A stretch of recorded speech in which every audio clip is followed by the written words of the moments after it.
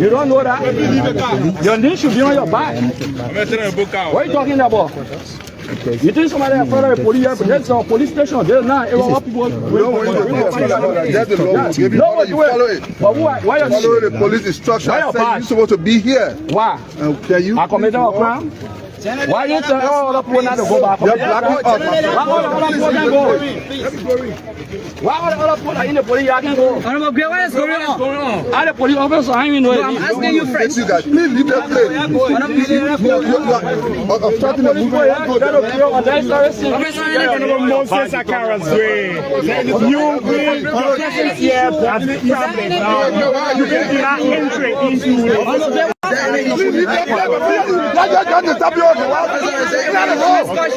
Open up. Do you want to use your sense of leave that there, my friend. Yes, open the way for all the bar. No, open the way.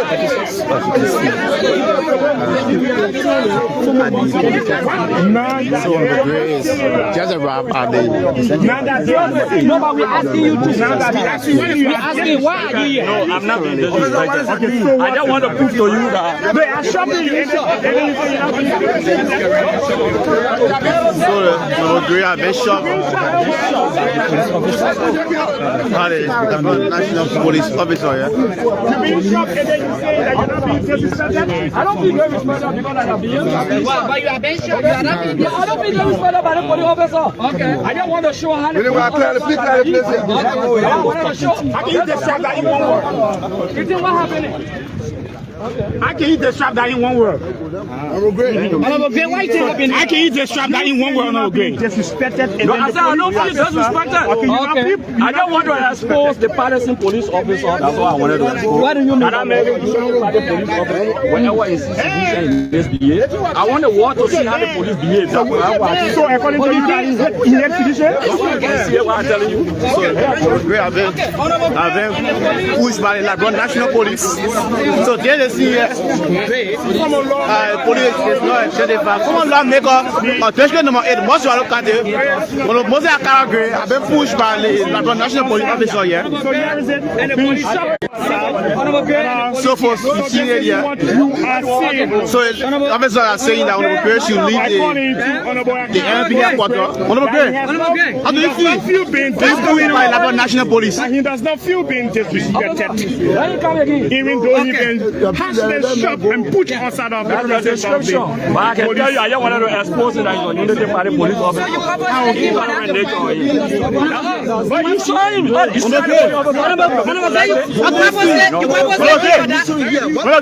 said you didn't expose the police? Oh yeah, I wanted to expose the intolerant nature of the police officer. That was premeditated for him. But not premeditated. I wanted to tell you we came here because of this case today. Okay. Now I brought me here. Were you invited? Were you invited? No, were you invited at the police station? No, we just asking you. No, were you invited? We asking you. Many are saying that your presence at the ground of the national police station is listen. The police station is for all Liberians. Okay. Okay. So there's no ground by the Unity Party. No, there's not a terror ground. Okay. So if a Unity Party police officer was involved into justice, you describing the police as that particular police or Unity Party police officer. Okay, who involved into just business will come and push somebody here. Because you pushing so. Have you seen him? Have you seen him? Yeah, I saw him. He didn't want to push me. Push the journalist at all. No, you pushing so because of that he injured. No, but I told you that. But he under the influence. If he not under influence, he will not behave like that. But no, but the behavior shows that he under the influence of drugs. Okay, so when people under the influence, that's how they behave. Allegedly, what legal action against who? The police officer. Against the United Party police officer. Okay. That's something that I used to. How you turn the police? No, but it's something that I used to. Don't worry, I've been behind bars here before, so you know I've been behind bars here before, so I don't run away from that. So you prepare to go in. Are you ready to go back behind bars? Ready to go behind bars? Yes. On the Joseph Baga administration is a normal thing. For you? For anybody. It's a normal thing, whether for me or anybody. Do you want to be captured? Have you want to be a political person under the Joseph Baga administration? You listen to me because you've been making reckless statements as a journalist. No, will you take it back? I will not take it back because you've been making reckless statements. No, I am not making any reckless statements. So I will not answer you as a reckless statement. You have to take it back. What are the police station for? No, I will not. No, I'm not. You want to ask your question now? Yes. What's your question? My question here is, you are accusing the Liberia National Police to be a partisan police. Have you seen any of the police officers wearing a partisan shirt? But who appointed them? The Unity Party is the Unity Party that brought them here, especially that particular police officer. You saw him give order to his people. Wait. He asked a question. You saw that he gave order, right? And you saw the other police officers were not moving. They didn't take order for him. Okay? And you saw he himself came to what? To implement his own order. He didn't only shot me, he shot the journalist. Okay? So I just want to tell you that that guy is a Unity Party police officer. A very reckless police officer. Okay?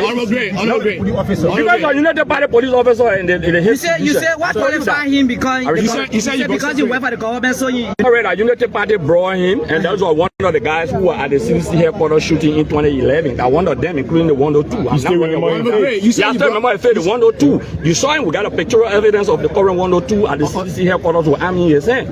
So these are partisan police officers that I keep talking about. We're not running away from that. Okay?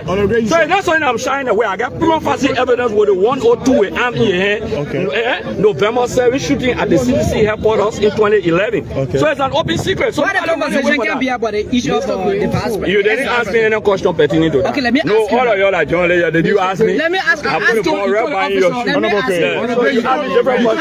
feel about? So do you feel comfortable? Do you feel comfortable that you are journalists? The police officer was pushing you. How do you feel? Did you feel comfortable? Are you happy with the police officer shopping you as journalists? I'm asking you. Police. You said you brought a complaint. You said you brought a complaint. The pictorial evidence. They push them. Let's go. Stop. What is that complaint? No. I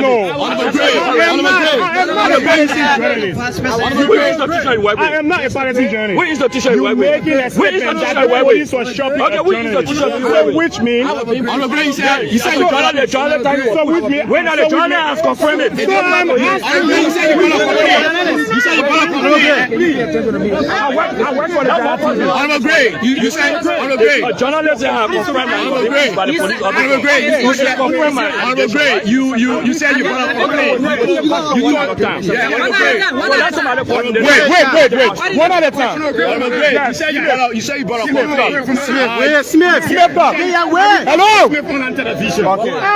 Earlier doing your arrival at the ground of the Capitol, you earlier said that you brought a complaint. What exactly is that complaint? I can't complain a police officer. That's why he shot you? And a police officer I can't complain. No, I don't tell you. I said the police officer. What did you do to him? Has he been harassed? Why would do it? That junk. Okay, why he did to you to do? Okay, he's a junk. That junk that I would do something to. He wronged me. So why he did to you? You didn't see action right in front of you. You've been harassed. Everybody came to the police station here. You saw him shopping. You saw him asking anybody to leave the police station. That be real. You are journalists. Everybody came here. No, a lot of people in the police yard. Did you see him targeting anybody beside on the road? No, that be real. You are a journalist here. You cover everything. Did you see him target? But you are not the only person he asked to lead the premises. Who else? Who else you talk to here? What about Mobile Molu? But Mobile Molu was not with me when they started asking me to leave. Let's forget about that. Be real with yourself. Let's go back to the duet. I'm just trying to tell you that you got the camera and the camera. A lot of people, other people are in the yard standing. You see people standing here. But as soon as I enter the police officer, the United Party police officer. Let's talk about the United Party. Listen to me. Before I take the question on the former Barbarian, that reckless police officer by 2029 will not be in the police. Okay, no problem. We will not that nonsense will not be in the police. That nonsense, let me repeat. That police officer will never be in the police. Well, listen, that nonsense police officer. We agree. Nonsense police officer. We agree. Why give you answer the question? Yes. Because ethical issues will take all of the police. All agree. Mobodu. Do you know how many people behind the police? Mobodu. Yes. Hello. Now we go to the My name is Emmanuel Mopolo. I report for Inside Liberia. Now we see you, Honorable Moba Molu. You have come here specifically. Be clear with the Liberian people. What have you come here for? The first thing here, like I said, I brought a complaint against the identical police officer because when I entered him, he insulted me. Okay? Probably you did not notice it. But when I entered initially, he brought an insult, so I wanted to complain him. Okay? But my initial come here has to do with the former vice president. That's why I'm here. I'm not having it from that. That's my initial reason for coming here. Okay, so what have you gotten any information concerning? The first thing there is that, look, let me tell you, the police have been very selective in their actions. The police have been extremely selective in their action. And what do I mean by that? The first thing here is that Johnny Dean, a man who was initially investigated for armed robbery in the police. Okay. Gregor Coleman brought him back. I'm saying Johnny Dean. Okay. He was the 108 or 1 something. 106. Okay, 106. He was investigated by the Liberia National Police before from Ellington. Okay, for an allegation of armed robbery to the police. Johnny Dean. Johnny Dean, or recently Gregory said Johnny Green took money from people involved into the justice. See Gregory on record. Okay, and they only took him from the police. They never charged him up to today's date. They never went to arrest him up to today's date. He moving around. Another thing when I say they've been selected, Makuya, who was taken from the RRA. Makuya, okay, is not being arrested. You don't see the number of police people moving to his home like they went for a jewel to a house or on the airport. You don't see that. Why are they creating unnecessary scene? Okay, nobody against investigation. Let me tell you this. We are not anti-investigation. We are anti-selective movement by state security forces and the targeting movement. That's what we are anti. You look, can you imagine the former vice president was leaving? Okay, the former vice president was leaving. You stop her from leaving the airport. She was going to her house to collect her lawyer. She said she will report to the police station by the instruction by the police. At the end of the day, what happened? Gangster police officer went and barricaded her. That's what we are talking about.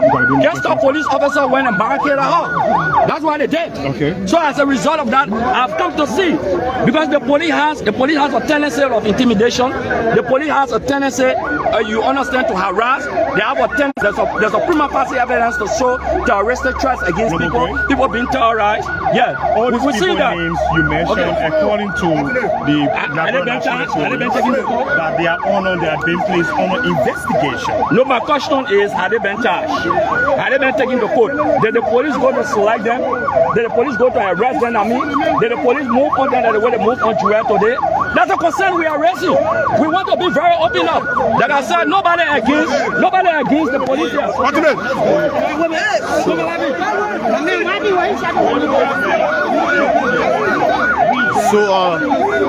So the police are giving a mandate that the former lawmaker Musa Gray or District number 8 Moserado County to leave the NP headquarters yet. So that's the mandate given by the Liberia National Police officer yet. Just a little bit.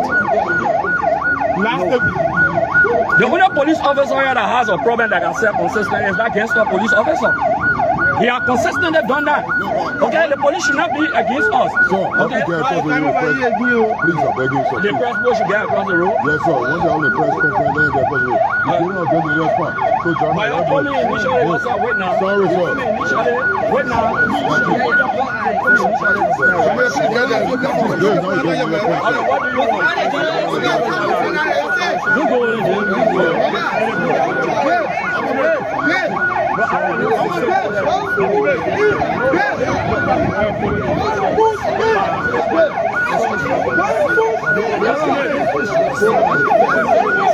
So this is the situation currently here. Honorable Musa Gray, former representative District number 8 Moserado County, and then ordered to leave the Liberia National Police headquarters here. So that's a mandate from the police officer.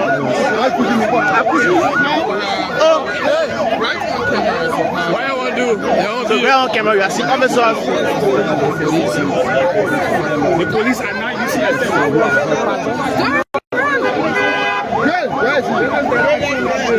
National Police.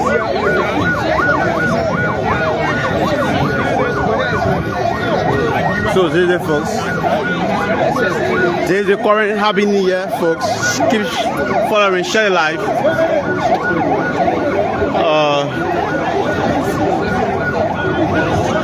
See CDC's Honorable Carl Musa and others have been asked to leave the Labrador National Police Headquarters.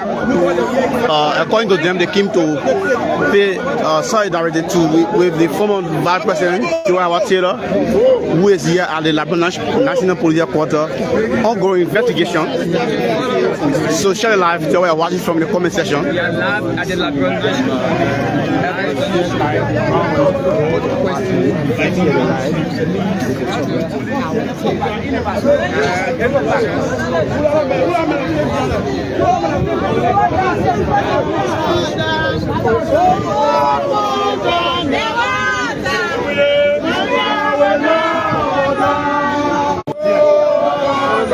So les gens signent la congrégation.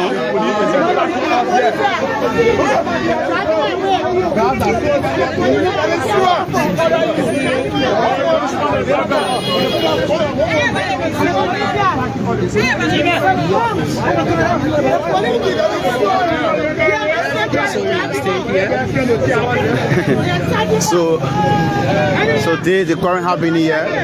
If you just join, former district number 8, most of the county lawmaker, number Carl Musa and other members of CDCs have been asked to leave the National Police Headquarters. According to them, they came to pay respect to former Vice President Joao Taylor, who is coming at the headquarters here ongoing police investigation.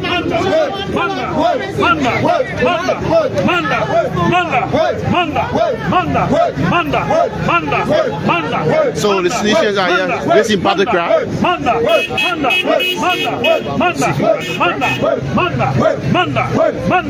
Reaction de Tennessee.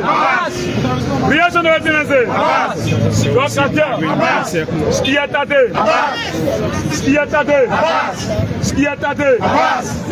La version de Tade.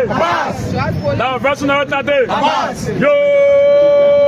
Yo, respond to the battle. Yo. Amanda. Away too.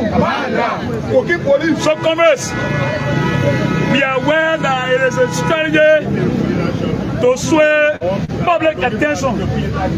The government is the main perpetrator of the cocaine bust and the cartel in the country. Nobody is going to be carried away by intimidation and police harassment.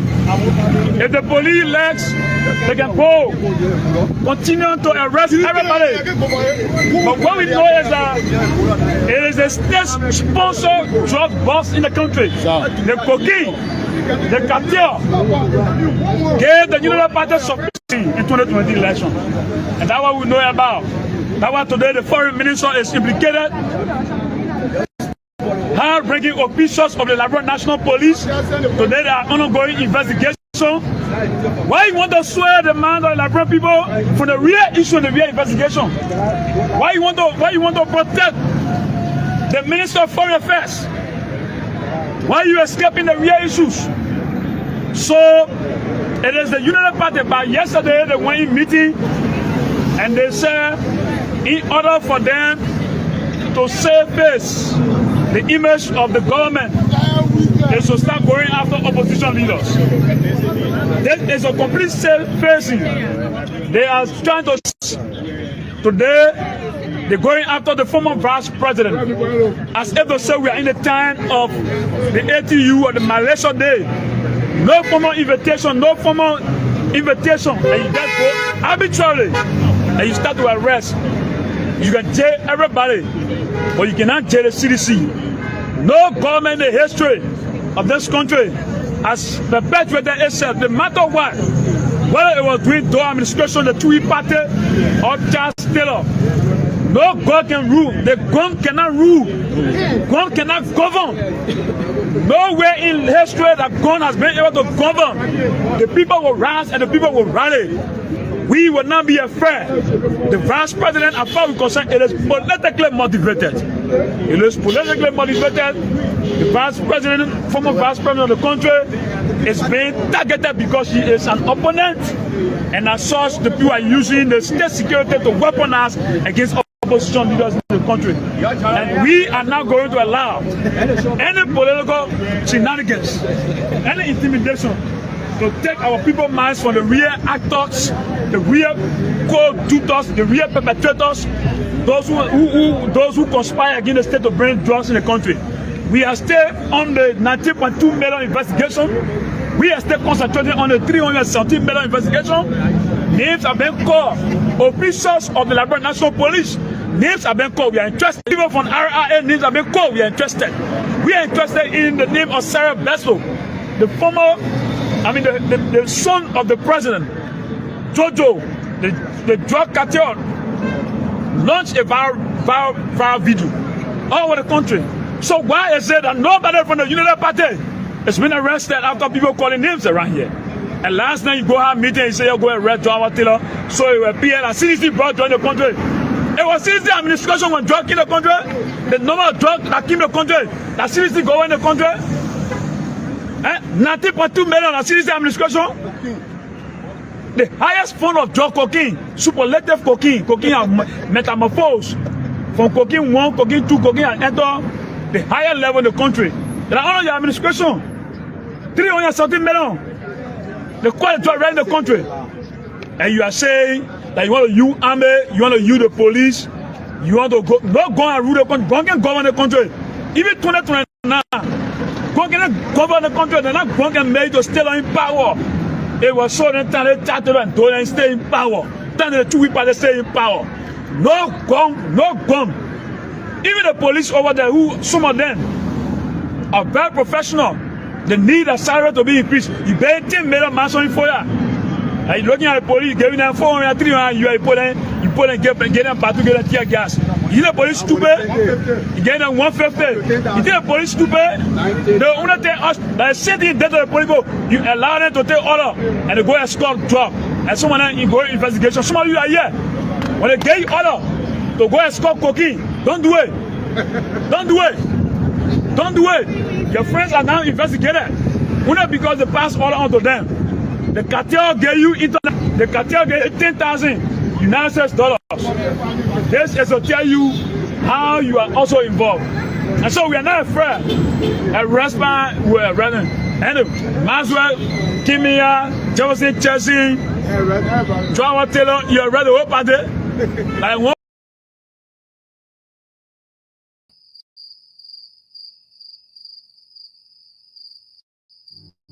This is another hip-hop classic. Oh, na, na, na.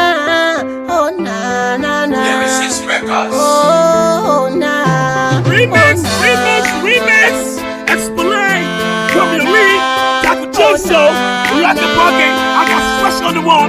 Aye, Joso, from the lead, talk to me. Everybody pot ballin', my pot can ball. To end dollars, you gotta fuel it up. Behold, come on, not a hustle. Papa coming home, we can buy spoons. Everybody pop party, fucking ball. To you that you got to fight dog. In the hole, to the hole, out of my soul. I'm coming home, we can buy spoons. Everybody pot body, my pocket ball. The only time I pocket ball when it can't get it all. The struggle keep killing me, I ain't even got jaw. I got to hustle hard to buy my baby rubber jaw. The economic system by bulge and a jail rat. Poverty was growing high, so I gotta speak the fact. You think I'm talking crap? No, I'm talking rap. Just to survive, that's why my nigga doing old school. Some people say we fool, some people say we go to school. Some people still asking what they doing for the youth. The government breaking, so the youth is still jacking. No entertainment, so we making no money. I'm telling it to y'all, I ain't having no jaw. That's what I stand for. My pot can't ball. School fees, I'm sent for school. Cause my pot not balling. Rush on in the city, got me kicking some dust. Cause my pot not balling. Surely say she be leaving me tonight. Cause my pot not balling. Landlord say I should leave tomorrow. Cause my pot not balling. Say now what I go do? Say what play I go go? Which kind of hustle I go hustle now? Say now what I go do? Say what I go do? Which kind of hustle I go hustle now?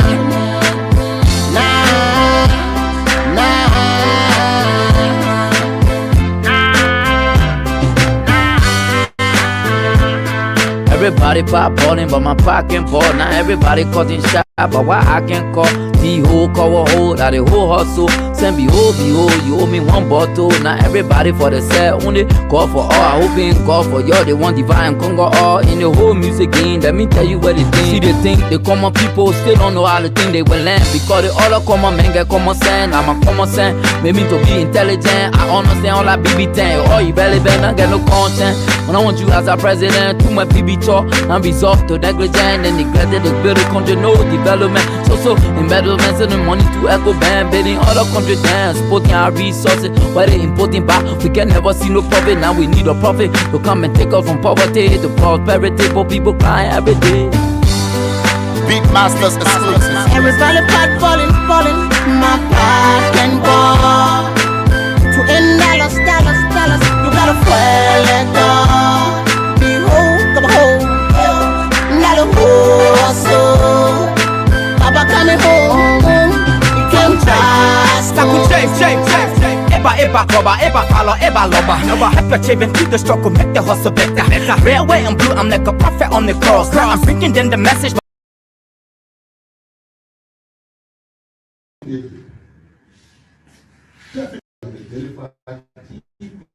This thing was definitely sanctioned as state actors at very, very senior level of this government, of the Republic of Liberia. The identified key players. This thing was definitely sanctioned as state actors at very, very senior level of this government, of the Republic of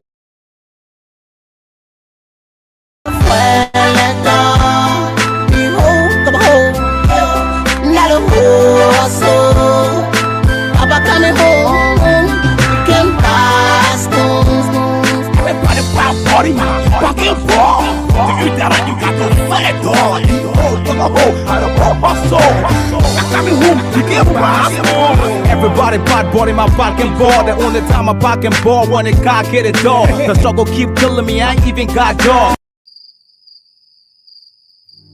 This is another hip hop classic. Hey, what's up, everyone? What's up to the people of Liberia?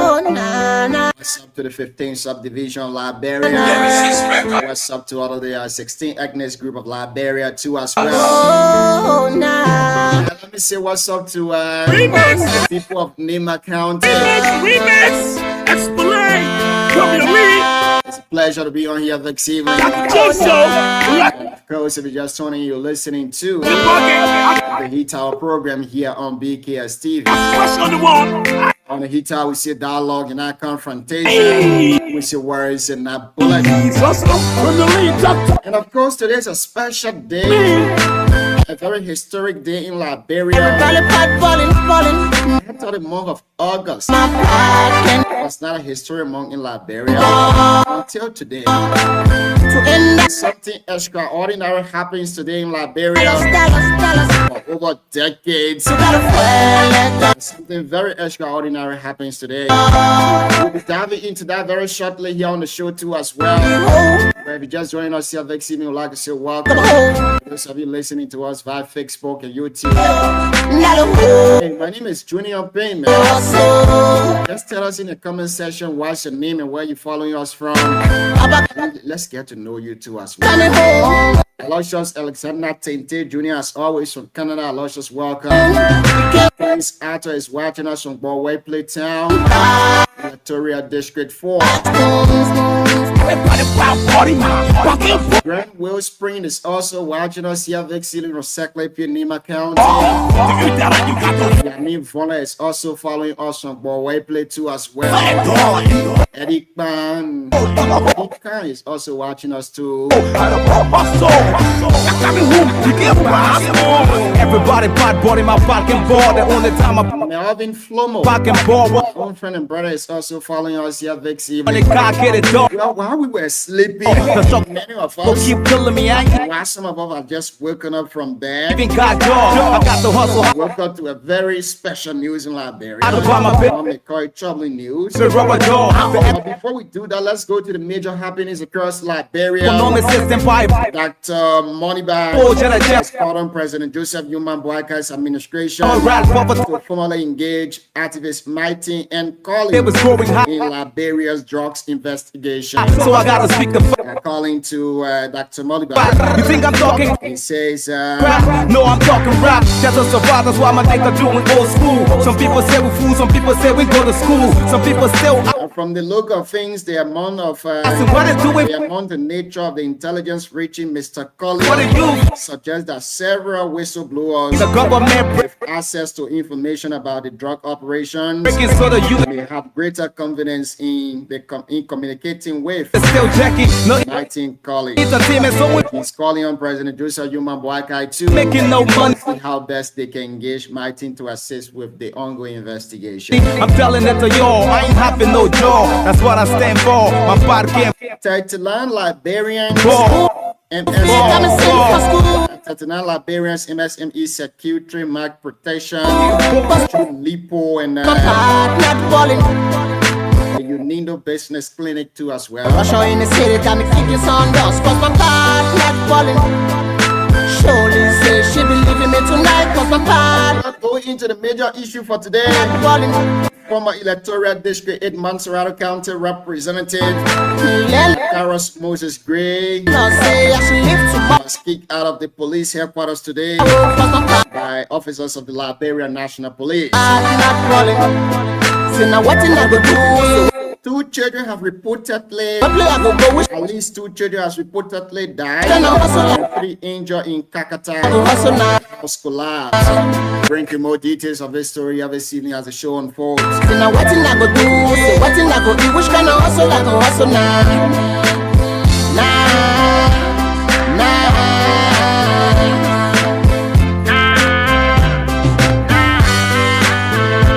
According to Everybody the Liberia National Police, partying, but my IG Gregory Coleman, parking ball. Now during the address to the nation today, everybody cutting shop. at the headquarters of the Ministry of Information, Why I can't- he says former Vice President Jua Howard Taylor was previously notified to appear at the police headquarters The whole cover. expressing of interest before being intercepted while attempting to leave Liberia. Hold that the whole hustle. Send behold, you owe me one bottle. Now Now to the core of the everybody for the set. core of our discussion here this Only evening. call for. Former Vice President of Liberia, Jua Howard Taylor, Oh, I hope in God has been charged in for you the one connection to the US 317 million cocaine case. divine Congo all Former Vice President Joe Howard Taylor has been formally charged in the whole music. in connection with the ongoing US 317 million cocaine investigation. Let me tell you what According to the Minister of Justice, see the thing. Councillor Oswald Tour, The common people still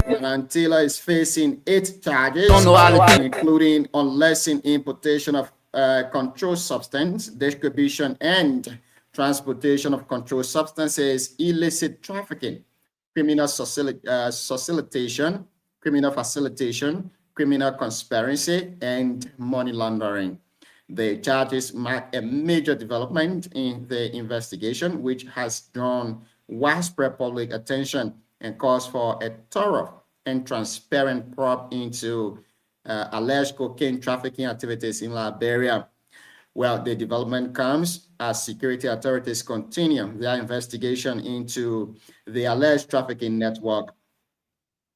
While this is also going on too, it is also being reported in a related development. It's also being reported that the United States of America has sent few of its drugs enforcement agency, which is the DEA, the Federal Bureau of Investigation, which is also the FBI, and the Department of Homeland Security, which is DHS, to help facilitate the investigation in Liberia. These plus many more stories we have for you here this evening on the show. We'll be diving into them bit by bit. and vividly telling you what unfolded today in Liberia and how it also unfolds too as well. For the Water Sports Premier League will be starting Friday, the 21st of August, 2025, with Arsenal opening League 2 as well. With Arsenal will be playing. Let me get that right here. Arsenal is going to be playing Coventry City in the opening match of the English Premier League. 27 minutes past 8 o'clock in Liberia. And of course, 27 minutes past 11 o'clock from where I sit here this evening at 8:30 Liberia time. We'll be bringing on the CEO. I'm seeing my brother Chris in the back too as well. We'll also be bringing on Manson. Tim Manson is watching us this evening from Campley Zone 3. Hey, Manson, what's up, man? How is Campley this evening? How is Zone 3, man? I know a few places in Campley. I know Kanguna. I know Campley. I think I know Zone 3 and 4. And I know a few other places. Sub 24, Kou Miampet Gono Block is watching us here this evening. But here are the major things you need to know about. And these things, well, one may say they are not good for us. They are not good for our country. But here is the biggest question. Is the former vice president actually connected to this thing, this entire drug saga? But we'll be hosting here tonight Representative Musa Hassan Bility, who is also the political leader of the Citizen Movement for Change. He will be joining us on the show to give us his take on some of those major issues happening in Liberia too as well. 28 minutes past 8 o'clock. At 8:30, we'll be bringing on the CEO and the rest of the panelists in the back. We will be bringing them on. But you have the time, man. Tell us where you're watching us from. Mario Kruman. Hey, Mario, what's up to you and welcome. Watching us from Campley as always. Mario, it's great to have you on the show here this evening. But a lot of charges against the former vice president. Huge one. You know, not easy charges, not little ones, a lot of them. So I don't know where Don Miller is watching us from Gun to Don. It's great to have you on the show here this evening. See you. What's up? How you doing, Chief? Good. We're sitting. Oh man, Echo, please sit there. We were sitting in the back there, so Chris and I were getting tired now, so we had to force ourselves to come to the show. I think Chris can agree with me on that. But yeah, we'll be hosting Honorable Musa Hassan Bility. I just spoke with him a few seconds ago. He will be joining us here within a few minutes to discuss major happenings in Liberia. A lot of things were happening, as we know.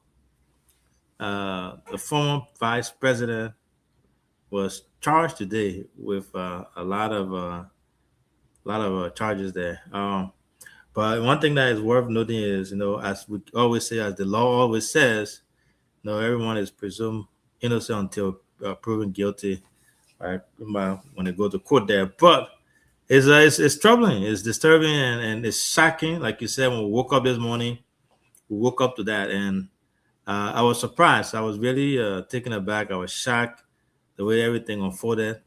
But it is what it is, as the saying goes. Hopefully, the investigator, the Joint Security Team, have enough evidence to put forth with all those charges. But it's troubling, to have someone of that stature to be charged with in connection with this, the $317 million drugs. Is something that we'll look forward to seeing how it unfolds. But a lot of things happen in Liberia, like you said, from the start, the drug situation, a lot of questions. I literally felt a little not happy with the press conference today. The questions that were asked by journalists, it was a little lame. The only person I think that asked good question was the guy from Spoon, but all the other questions were not asked. If I was looking at it, I said, if I were in this room and I was given the opportunity to ask questions, I was going to ask the IG straight in the face and tell him that the last time you stood on that same podium and said there are higher up people who are higher up in this government are part of this. Where do we stand with that? Do you still stand by that statement?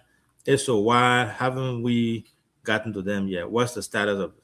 Why haven't you spoken about it? That would have been my question. I was hoping that someone would ask that, but nobody asked it. And most of the question was just, it was not strong enough. I don't know if the young journalists there were intimidated, they were nervous, but it was interesting. But yeah, we have a lot to discuss. Hopefully, when Honorable Bility joins us here, he will be able to dive into that deeper. But welcome to the show, Ambassador Tapeta, Chris, CDC. Well, man, since you won the election, you haven't come on the show yet to talk to us about your position, all that stuff. Yeah, CEO, thank you. We just been busy with another stuff because we look at another side for the Liberian community election are coming out. Now we anticipating to go as regional vice president, so we have been engaged politically. But I'm here tonight, CEO. Today's my day off for hours, so I get to just come to show and be part of the discussion tonight. Is it today a day off? Yeah, for my main job. I'm going to my second job now, but I had 2 hours to be free. But Honorability got problem with you because you were sort of join CNC. You join CNC when you join CDC. But welcome, and congratulations on your. I don't know what the position you guys have, but congrats. I was elected activity secretary for administration, CDC USA. Baku? All right. Congratulations. Do you know where you go again? When guests kind of think you run away. But anyway, guys, it's great having all of you here. We have Honorable Musa Hassan Bility on here tonight. I mean, the best time to even have him. A lot's going to be going on.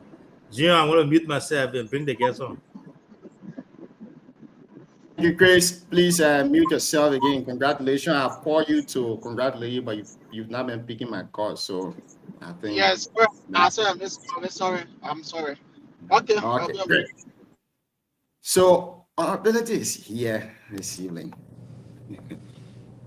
CMC. Sure. Yes, sir. What's up, T? Number, how you doing? Well, in the people country here. Somebody called me today to say, well, Honorability, I'll stay long abroad. What happened? You don't want to go back? Maybe they will say I want to arrest again. Yeah, so you got a brother, those stories get past there. No, I'm on my way home. I'm passing through Europe. I have some engagement there. Hopefully, anytime next week I'll be home. Well, I know a lot for us to talk here tonight. We love you. Oh. So you can hear me, right? Yeah, but I can hear you. Yeah, not Junior, the one that having the issue. Junior, you will have to go out and come back in.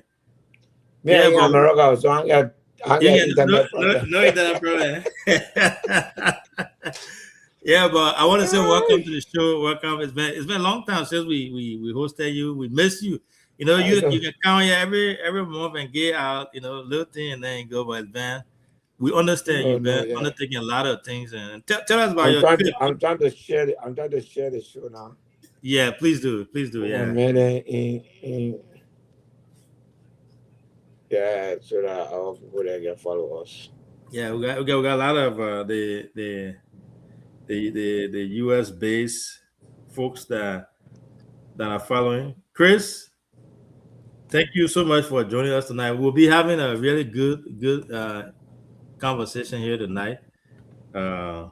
Junior, you can hear me? My man, look, my man, the way best for you, eh? I told him, man. The man. I was looking for you in the America if I come to find you. Chris, you looking for this man. Okay. But nothing for opposition anyway. You're not looking at I'm gonna be crying. I'm gonna say you're on the opposition where you just fishing from CDC, taking all this. Yeah, but yeah, they're my potential man, and I carry men I made assistant secretary. Junior, let's see if we can, we're getting bigger position very soon. so we can recruit him for that way. Yeah. On Bility, are you hearing me now? Bility, you can hear Junior now. Junior, let's see. I can hear you. I can hear Chris. Oh. But Junior, On Bility, are you hearing me now? Yeah, let me you hear me, Abby? I can hear you. You can hear me? I can hear him, but I don't know what happened to his stuff there. Let me go in and come on. Yeah, try to go back in and come back in. Let's see. So, yeah, but Chris, you know, I heard you saying something about Eula. Is that true? You trying to do something, Eula, Vice President Eula? But anyway, welcome to the show again, our folks. We apologize for.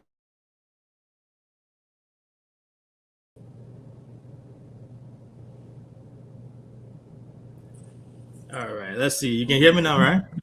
Yeah, I mean, you. Yeah, I think that Junior is the one having the issue there. So let's see if he comes back on, and see. You know, when you come in, your son Junior gonna be hot. You can make him wear a suit. You wear a little hat. He put all the questions together, and then the internet give him hot, and then run that. But while we are with him, Junior, let's test it again and see. You guys are hearing me now? On Bility, are you hearing me? Yes, very clearly. And I think the problem will bring Chris on. I think you can. We are hearing you clearly and happily. Very good, very good. All right, it's great to have you on here this evening. As you can see, I'm very excited to have you. Once we have this major development in Liberia, it's great to have you on the show. So that the country hard today, man. Yeah. So I know the country hard. We'll go to the real issue. Let's start firstly from the great Nimakande. Yeah. Yeah, no, that put my aside for tonight. Let's go to the letter from Secretary. Yes, sir. The Sunday edition. The title was Africa Must Stop Being FIFA's Guarantee Vote Bank. Tell us, what's your dissatisfaction in the whole FIFA hulu that is ongoing? You know, Jim, first of all, let me thank you for bringing that. I really, really thank you for bringing that question up. You know, 6 years ago, when those guys, I was 7 years now, when those guys set out to try to destroy my football career, people thought that I was crying wolf. But I never stopped thinking that the time will come, they will have to pay for their deeds. And, you know, what they tried to do, and now the war is against them, and he's not going to survive it, by the way. It's not the time for Africa to stand behind him. This man has been president for FIFA now for almost 7 years. Nothing. You see, African football, and that's what I say in my statement. The development of African football is seen today is for the player that go to Europe and go play. There's nothing, no tangible chief. And like one of the things I say, you see African music, African movie, they have revolutionized the African scene. And that's all. But now we should be making billions of United States dollars in sport in Africa. Stadiums, investment in stadiums, investment in television, right? And television structures. You know, it's not happening. They just wait for this kind of time and say, why the other people fighting me? Africa always gave their power to the sitting FIFA president. Even this guy, who is president now, you know, he's not the guy they supported. He's not the guy that supported the guy that was sitting now in office as acting president, that was Issa Hayatu. He was supporting the guy from Saudi Arabia. There were few of us that supported this guy, along with the Europeans, the USA. And he betrayed us. He realized I was a rising star, and he just wanted to get rid of me. Because he came and said he wanted to remove the Secretary General and put his own Secretary General there. I said, how? That's colonization. I cannot accept that. As soon as I told that thing to that man, we had our in-house meeting. I think the man was blue. I told him, that's not what we put you here for. And I told you, I said, everybody in the room, none of them voted for you. I'm the only person that voted for you in the room here. I have the right to tell you this. That man sent the guy who is the Secretary General now. He sent a man to me in the morning and said, Musa, the meeting we are going for, if you vote against the wishes of the president, there will be consequences. I told him, I said, look in my face. Do I look like somebody who's scared? You people can do what I want to do. And that's what they did, what they wanted to do to me. Try to destroy my reputation. The Liberian Football Association and the Liberians did nothing about it. The LFA was aware that I didn't do anything. LFA audited the LFA and came back to me with an audit report saying that the audit showed that they owe me $245,000. From the look of things, African football right now, or the Federation of African Football, they are in support of the current FIFA president. Do you think your call will change anything as to? Yes, if there is election, I believe that they will make other decisions. I have that indication. Well, that's great. You know, we have a lot happening in Lima, but I school down a bit. Yeah, I want to chime in on my great Lima County. All the things that about that.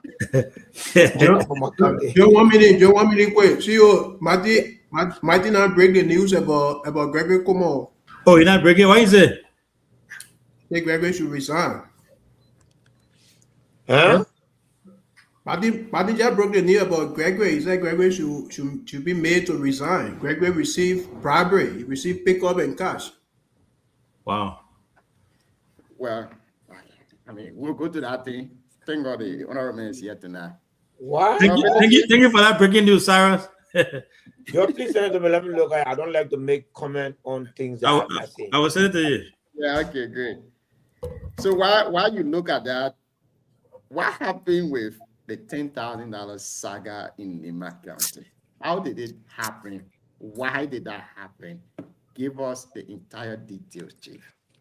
So, the $10,000 came about when I received a budget from my district, a budget of $5,000. That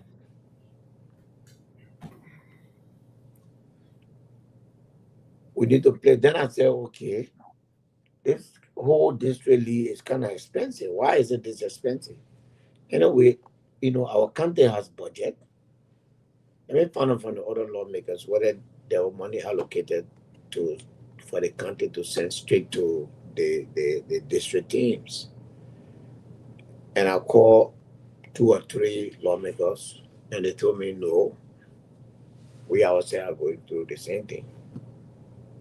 And I said, okay, let me call the superintendent, because there should be something for the county that should cover the activity of our young people. So I called the superintendent, and the superintendent told me that there's the budget for 2026, there's nothing for sport. The one that is for sport is for the county sport, the county meet. But she need to check the budget and get back to me. So I said, okay. And then she checked the budget and got back to me.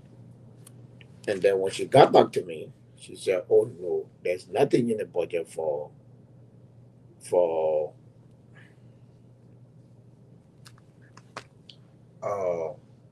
sport, but there's 10,000 in the budget for legislative engagement. And legislative engagement is at the discretion of the legislators. So we can give you people this 10,000, and then at your own discretion, you can decide how much of it you can use for the sport and how much of it you can use for the, for the other activities. I called the chairman. I called a small caucus meeting online, and I explained to them, and that's how the money was dispersed. For me, it was quite a normal thing. Since I became lawmaker, that's my first time receiving money. And I felt that I should report it. I mean, it didn't look unusual to me. Once I received the money, that was being alleged. It is being alleged by the superintendent that all members of the caucus have been receiving this money since 2025. Did you receive money in 2025? No, the superintendent did not say that. I listened to the superintendent. The superintendent said 80%. She was Are you part of the 20% that didn't receive? Yes, maybe I'm the 20%, but I've never, ever received any money. The superintendent does not give money to anybody under the table. When she gave money, the county, when they gave money, you write a check. I've never. So, the money I receive is being used for the purpose. The people who are making noise, I consider it to be complete noise. The real noise we should all be making is to say, how is our money used? The almost $10 million that have been dispersed in Nima County for the last almost 3 years. Where is the account of it? Where is the audit report to show what happened to it? That's what we all should be saying. Why should I give it back? So I'm going to take my football team and tell them to get the money back, all the money. No, I'm not doing it. The other 5,000, I put it in my account. When I come back, I will give it to, it's their money. I will never touch 1 cent from Nima County. The people who elected me for them, their children are going to school.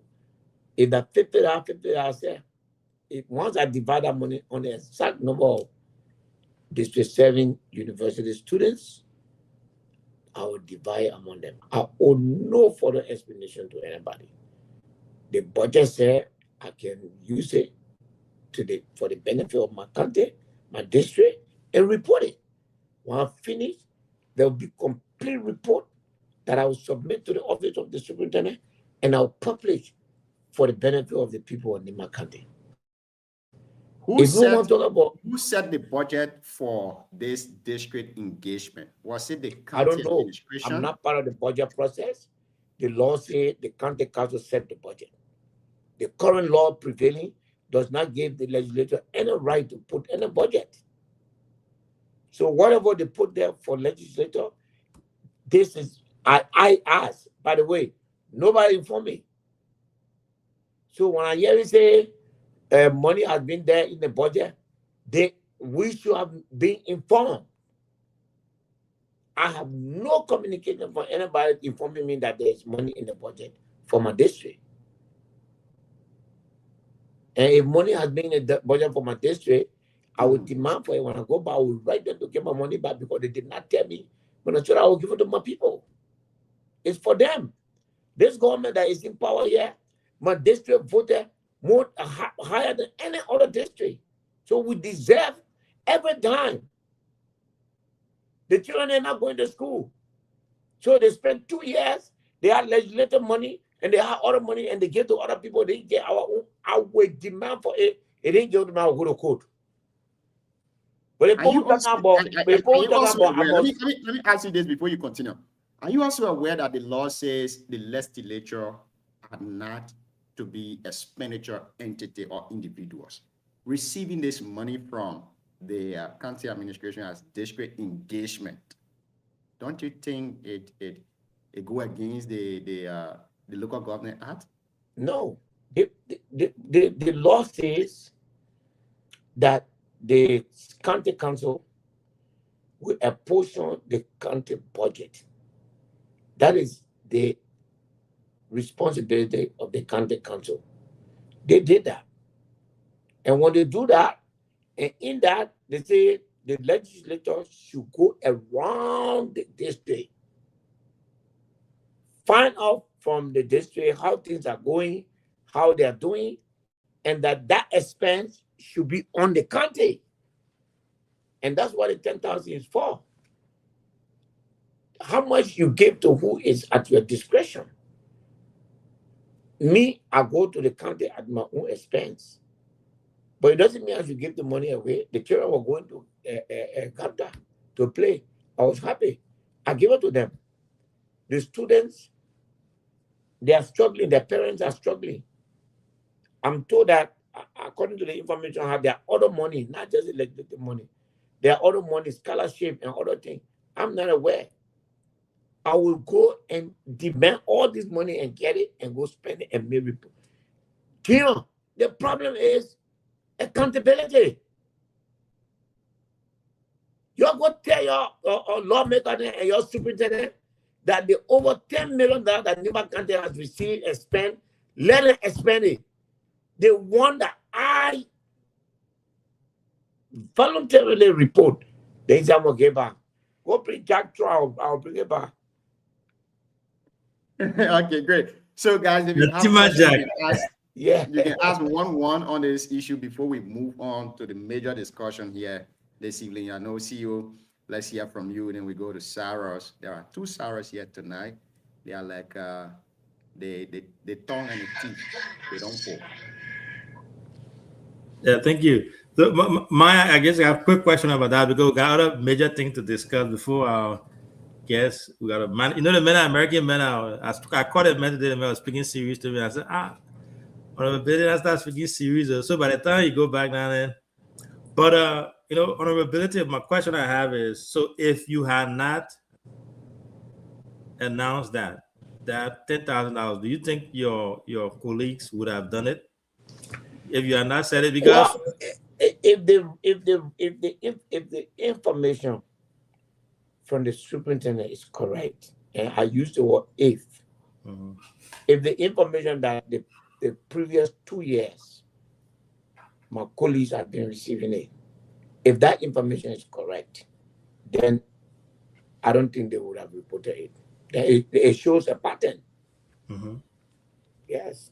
Yeah. Okay. Yeah. Because, you know, it was from your revelation that, because we were still trying to understand, some of the representatives went there and they made a donation. They made donation to their team, to their respective team in their own name, including our own representative as well. But then when the alarm blew down, when you came out with that, that's when people started hearing about it. But again, I don't think they would have said it because it has been 2 years now.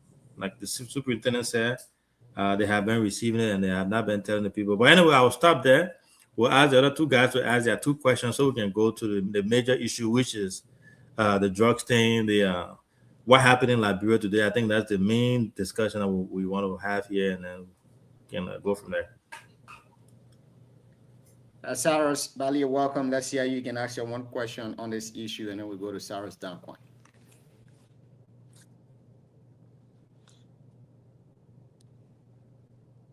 You're muted, Chief. Yes, thank you, guys, gentlemen. Great to be here with you. We need to bring one lady on this platform, so at least we can be represented in numbers. You can help us. Good to see you. I'm not sure if you are back yet. No, not yet. Oh, okay. All right. Well, good to see you again. Thank you. We are here and putting things in place. Honorability, free disclosure. So the man is in Liberia now. The man is a free agent. So by the time you get back, try to meet with the man and see if that man must have already. Yeah, I mean, way beyond time. You know, I was wondering right now when Sarah was saying honorability, are you in Liberia? We are here putting things together. I'm surprised. I mean, my net is to the RIA. It is a breaking news. It's a breaking news. You're not part of CFC again. Somebody has done CFC. It's a breaking news. Before you ask a question, let me bring a little tease up here. Why did you refuse to give your suitcase to the RIA guys? Look at what's going on now. What happened in that? I gave my suitcase there. I don't in no tip. Let's talk so. Nobody is more critical of the government today more than Musa Bility.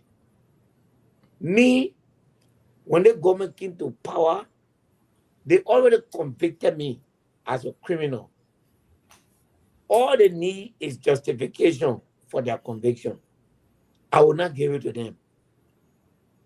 So nobody come and take my suitcase from me while I'm looking at people. Is post something there. Then they go away from me to the plane and say, oh, with the camera, and say, oh, we have reason to believe that this your suitcase has something in it. And then they open it now. I don't know what to say because I'm a partner. No, I've been there. My brother, let me give you one story. 1980, during Dothan, one representative, I think from Grandpasa or somewhere, that man was going to America. The man reached to JFK, one woman at JFK to help him to hold a bed because he said he had a child or child. She was tired, not knowing there was drug inside. That man took that thing. The representative, he reached, he go open a bed, he found drug. That man spent 10 years in jail in America before they send him back. So me, they drug business. First of all, I'm praying everybody who is inside government expose them. Whether you in this government, whether you in previous government, whether you in private sector, we children. Chief, two of my children, one of them is in rehab, and I'm happy for God. He's moved from rehab now. He's starting college now in Kenya. Thousands of dollars. You know how many helpless children on the street? They cannot even get food to eat. Victim of this thing. Everybody in the thing here, God will expose them. Believe me, Junior, the drug issue is bad. So I don't take chance. You see, if you come in, it's different. But me, I'm going to get in the plane, my brother. Then security man can look at me. I beg you. I saw that video that put that video went everybody. I said, no, I can give a super. I beg you, and I give my best to you. Did that bad business. Yeah, but Sarah's gonna ask a question. Together. I want nobody. So that is how I read it, you know. Mm-hmm. Let's ask a question because I know you're a little busy, so we won't go to the core of the issue. We won't go to that. Yeah. Guys, I don't really have question when it comes to this whole NIMBA money saga thing. At some point in time, all I can say to these representatives and senators who have received this money, let them do some honorable thing for the country and not receiving money from national budget and going back to receive money from NIMBA County. To me, I don't get it, because the money, I think they should be even helping the superintendent writing some proposal as to what we can do in NIMBA County. Look at the first example. Look at the streets of Ganta. Those besides the principal street, everywhere in Ganta is dirty and dusty. All these millions of dollars have been given to NIMBA County.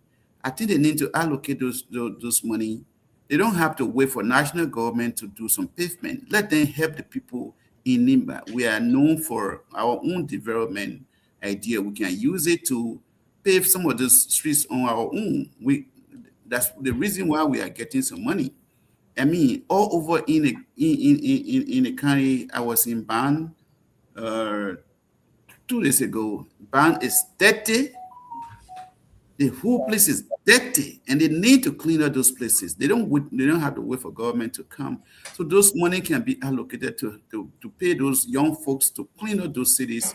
I mean, Kample, as a saying, Kample is the same. I was in Kample. I came from Ban. I took a tour to Kample. Dirty. Everywhere in NIMBA County, dirty. Yeah. And we have this tons of money sitting down. I didn't go to Tapeta, so I can't talk about Tapeta. The money is coming in. There's no need for representatives and senators to go back there and be taking the money, talking about they're going to do a district, what they call it, legislative project. And for me, to do, with no disrespect to them, I think they are just taking the money for girlfriend purpose.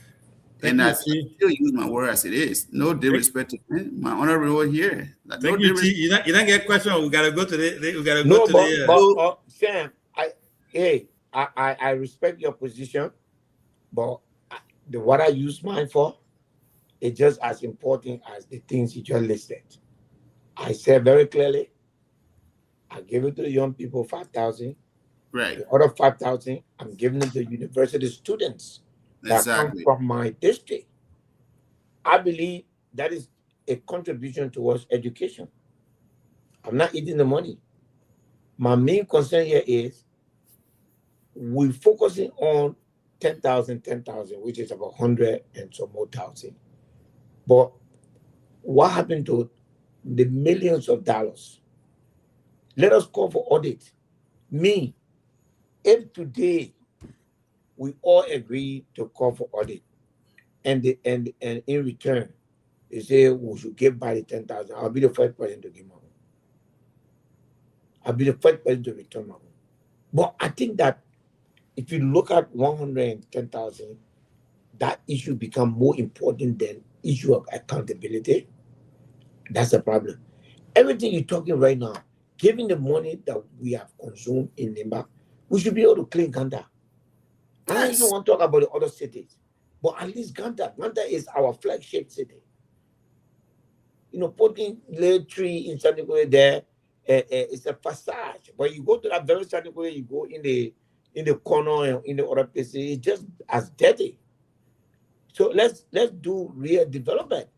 Let's get involved in the real development.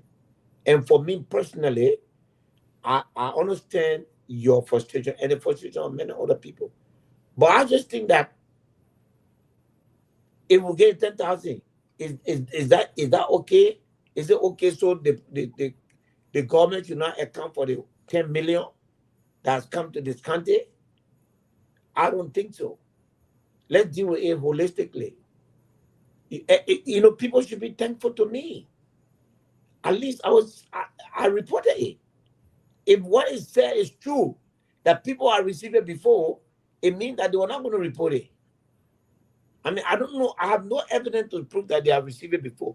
But if the superintendent, if it's anything to go back to see all the representatives except 20% have received the money, that means I have not received the money. I told you, I challenge anybody to show I received that money. I received it in check. I went to Central. I instructed my people to deposit the money in my account, and then we took all the 5,000. They came to Nimba. They dispersed it. I told them to prepare the report. The other 5,000 is stay in my account.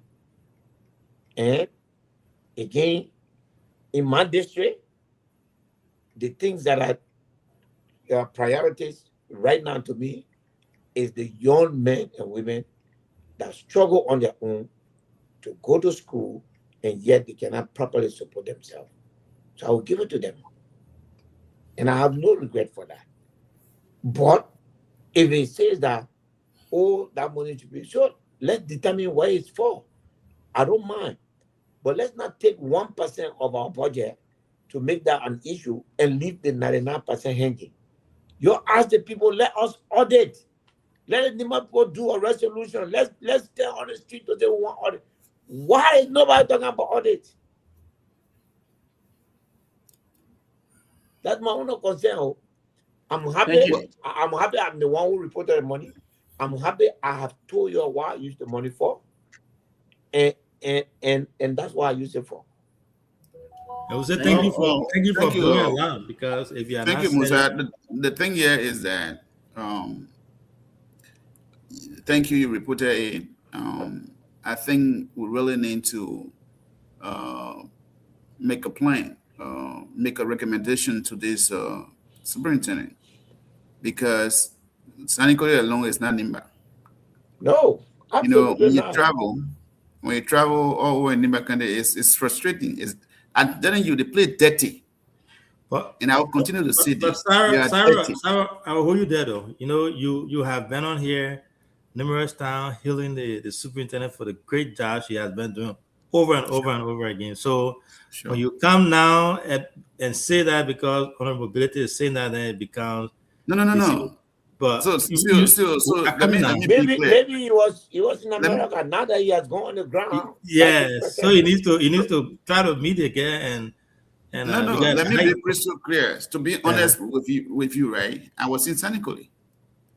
Sanikoli is not bad. The principal street is very beautiful. Even when we got there, my driver is a better guy. He said, "Oh wow, I never been to Sanikoli, but it looks the face is different." To be honest, it gave different face of Sanikoli. I didn't go to all the streets and around to see because we were rushing to go company to come back. But the principal street itself it gives a good look. So my thought here is that she's trying her best. From the time I have lived in Nimba, I was born, lived in Nimba, and lived in Kakata, I had never seen any superintendent to beautify the principal streets of Sanikoli. To be honest, it gave different face. But what we're saying is, let it be across Nimba, okay? Ganter now it has become a place where even in Morovia here, people rush to Ganter to have a meeting, to have a conference. So if the central government is not helping to pave those streets, the little money that we are getting, we can utilize that for the purpose of doing those things on our own. Thank you. We will not have to wait for central government all the time to do all of this thing for us. And my thing, lastly, we don't even have to wait for government to come and clean our backyard. The citizens of Bang, Kampley, most of these places, they need to do their work. Those two places they are so dirty. To be honest, the grass are taking over the city. That's another debate for another time.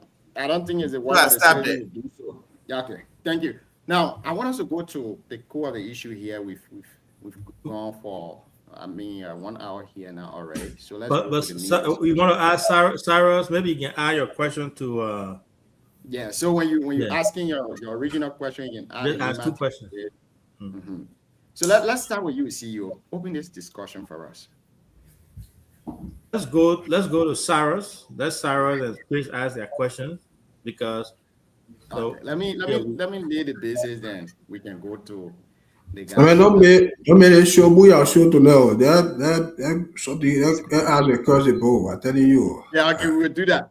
Now, Honorability, you've been following the series of events happening in Nimba, in Liberia today.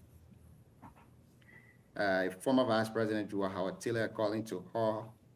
She was leaving Liberia to Ghana for Women's Forum or conference, something like that. And she was stopped. But she couldn't tell us why she was stopped. This evening, when the police IG was having his press conference according to him, they have contacted the former vice president earlier that she's a person of interest, that they will be getting to her. But what concerns me most is that every person of interest in this drugs case have been made public. Why is it that the issue of the former vice president was kept to themselves and only at the time she was trying to leave Liberia? Give us your take on this thing. You've been very vocal about it. I want you to talk about Amara Conan invitation that was sent to him too by the Joint Security. And I also want you to speak about the arrest made today and the charges against the former vice president. Yeah, so let me start with Amara Conan. I think that the police director was out of order to have communicated with a senator like that. He's not law and gospel. He has no such power to determine who should speak or not to speak. And I spoke in my mind on that. And Amara Conan is under no obligation to respond to him. Okay? There's nothing in the law that says that the police got a right to do that. No. If you feel Amara Conan has something that is useful to his investigation, he can go to court and get what we call subpoena. Okay? In the absence of that, he's not law and gospel. I think he went too far, he crossed the line, and I think that was wrong. I mean, that's my view on that. On the issue of the current the thing with the vice president, look, Junior, we are opposition. We cannot have a cake and eat it. When the investigation is concerned, and if the police director has anything to go by, once the VP was informed that she's a person of interest,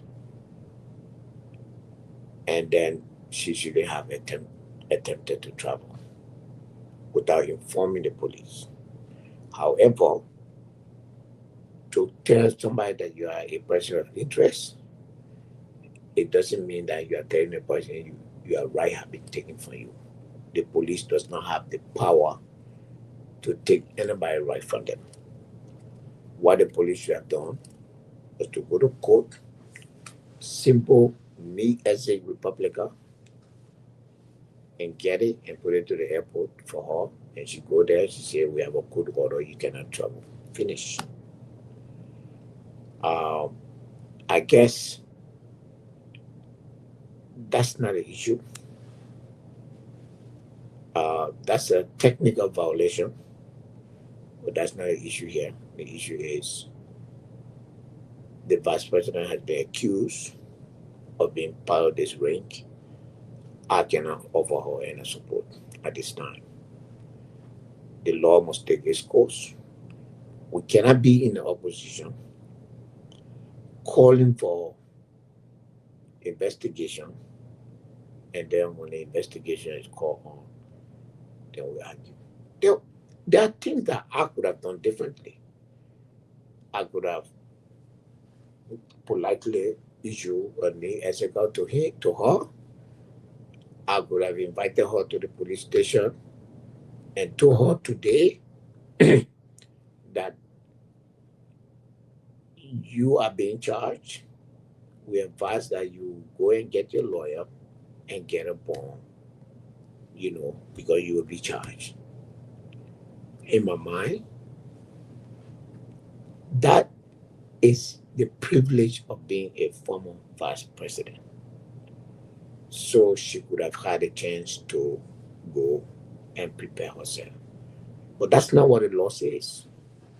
So in this particular case, as stringent as it may sound, I think that it is not proper at this time to say anything that interferes with the investigation. We push them to arrest people. We push them to show the big names.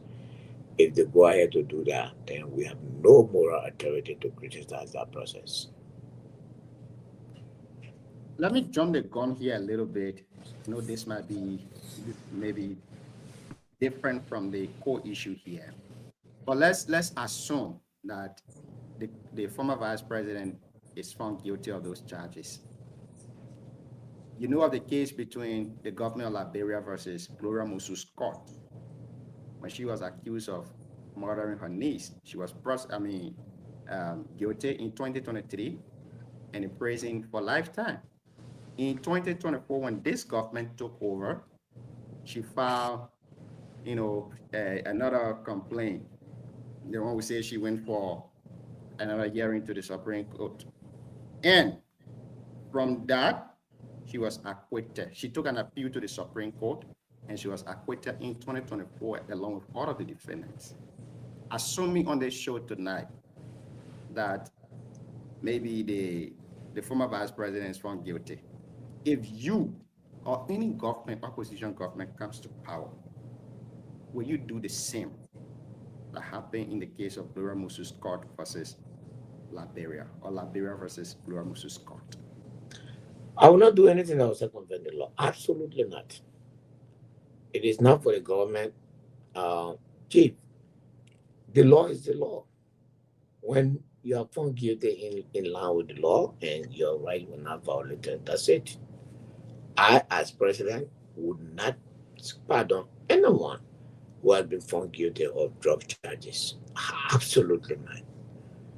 Chief, do you know how many children on the street tonight? Drug is more important to them than food. They will risk their life. They will take cutlasses to try to kill people just to take a cell phone from them so that they can go sell it and go buy drugs. So, no, I'm sorry. I mean, I hope that she's not guilty. I pray that she's not guilty. But if she's guilty, it means she's guilty. How do you feel? So John, let's try to get the other guys into we got a full on there. So let's try to get the other guys to ask to Cyrus and Chris, and they have been here. They haven't asked it. So let's try to get so I beg to see you. Before we go to Sarah, this is my last question to you on Ability.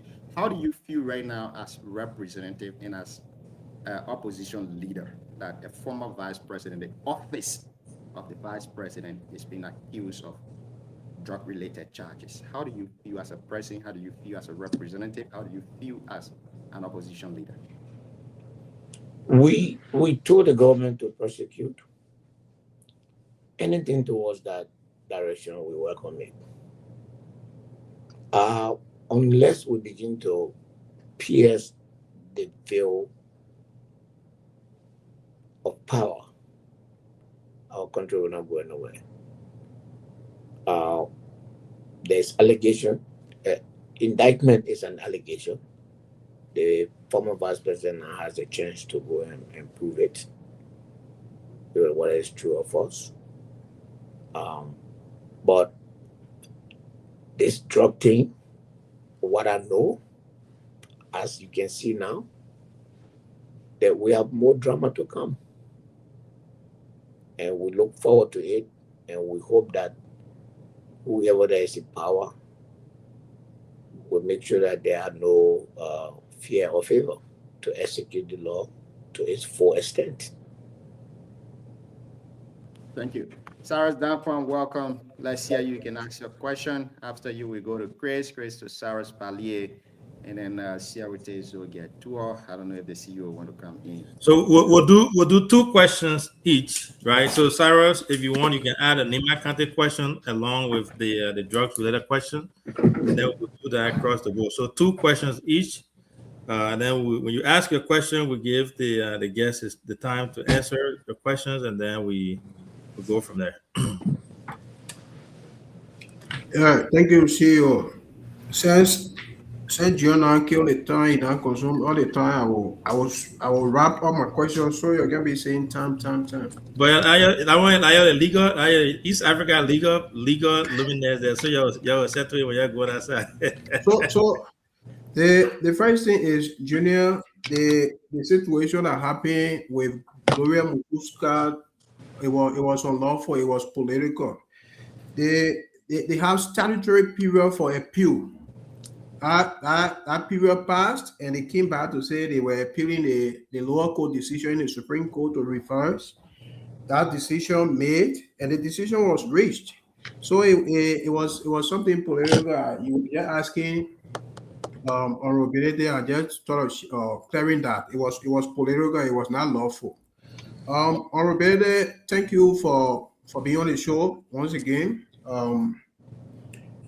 I am not a member of CMC, but most of the time I'm impressed by what you do. You keep giving some of us reason to support you in the first round if you will be on a ballot. I support George Weah. I stand by this decision from now to whatever time I will die. I will support Weah and I stand by it. But you see, your lifestyle now, the way you come to the disco with honesty, I'm impressed by that. And if you contest, I will have to vote for you in the first round. One of my issues I have with the caucus is that if you had not raised a lamp on the money, if you had not spoken about it on your page, nobody would have heard anything about the money. So, and I want you to clarify if Senator Koga received this money. If Senator Koga ever received this money we're talking about. And the next thing I want you to address is the issue of audit, because now when people talk about audit, Cole takes affront to that. When by the time people talk about audit, this is one of the problems she has with Koga, because Koga has been calling for audit. Now she takes affront to it. So when should we expect that the caucus, the legislative caucus, are receiving money from Cole, will muster the courage to call for audit, to add their voice to Senator Koga, to call for audit so we can know how much Cole has spent, how much do we still have, and how much she's still willing to spend, because now she's operating a prime minister. She paid for PR services. Nobody eyes whatever she does with our money. The moment you make attempt to eyes, and listen to the big brother when he said Senegal is getting beautiful. I was in Liberia, I think 3 months ago. I visited, just forget about the principal street from the OAU, I don't know, the OAU, where they get the OAU stuff to the court. That's the only place you find beautiful, from the OAU area to the court. But just walk behind there, you will see that Senegal is one of the 30th cities in Nimba. You know, they just do those things for PR. You have to pay a few journalists and the AR to A to make it look beautiful. But the real Senegal I saw is different, people. So, Roberta, I want you to address the audit issue, and I want you to clarify whether or not Senator Koga received the money. That's my first question. Everything that I've heard about the money is from the superintendent. I have no evidence.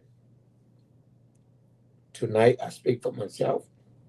Cyrus, I have not received any money before what I received, and any other money I receive from the Makande, that's exactly the way I will behave. And when I finish spending it, I will report it the way I did. I spend the money on the district, and I'm waiting for them after the district leave to come back, and then I'll make my report.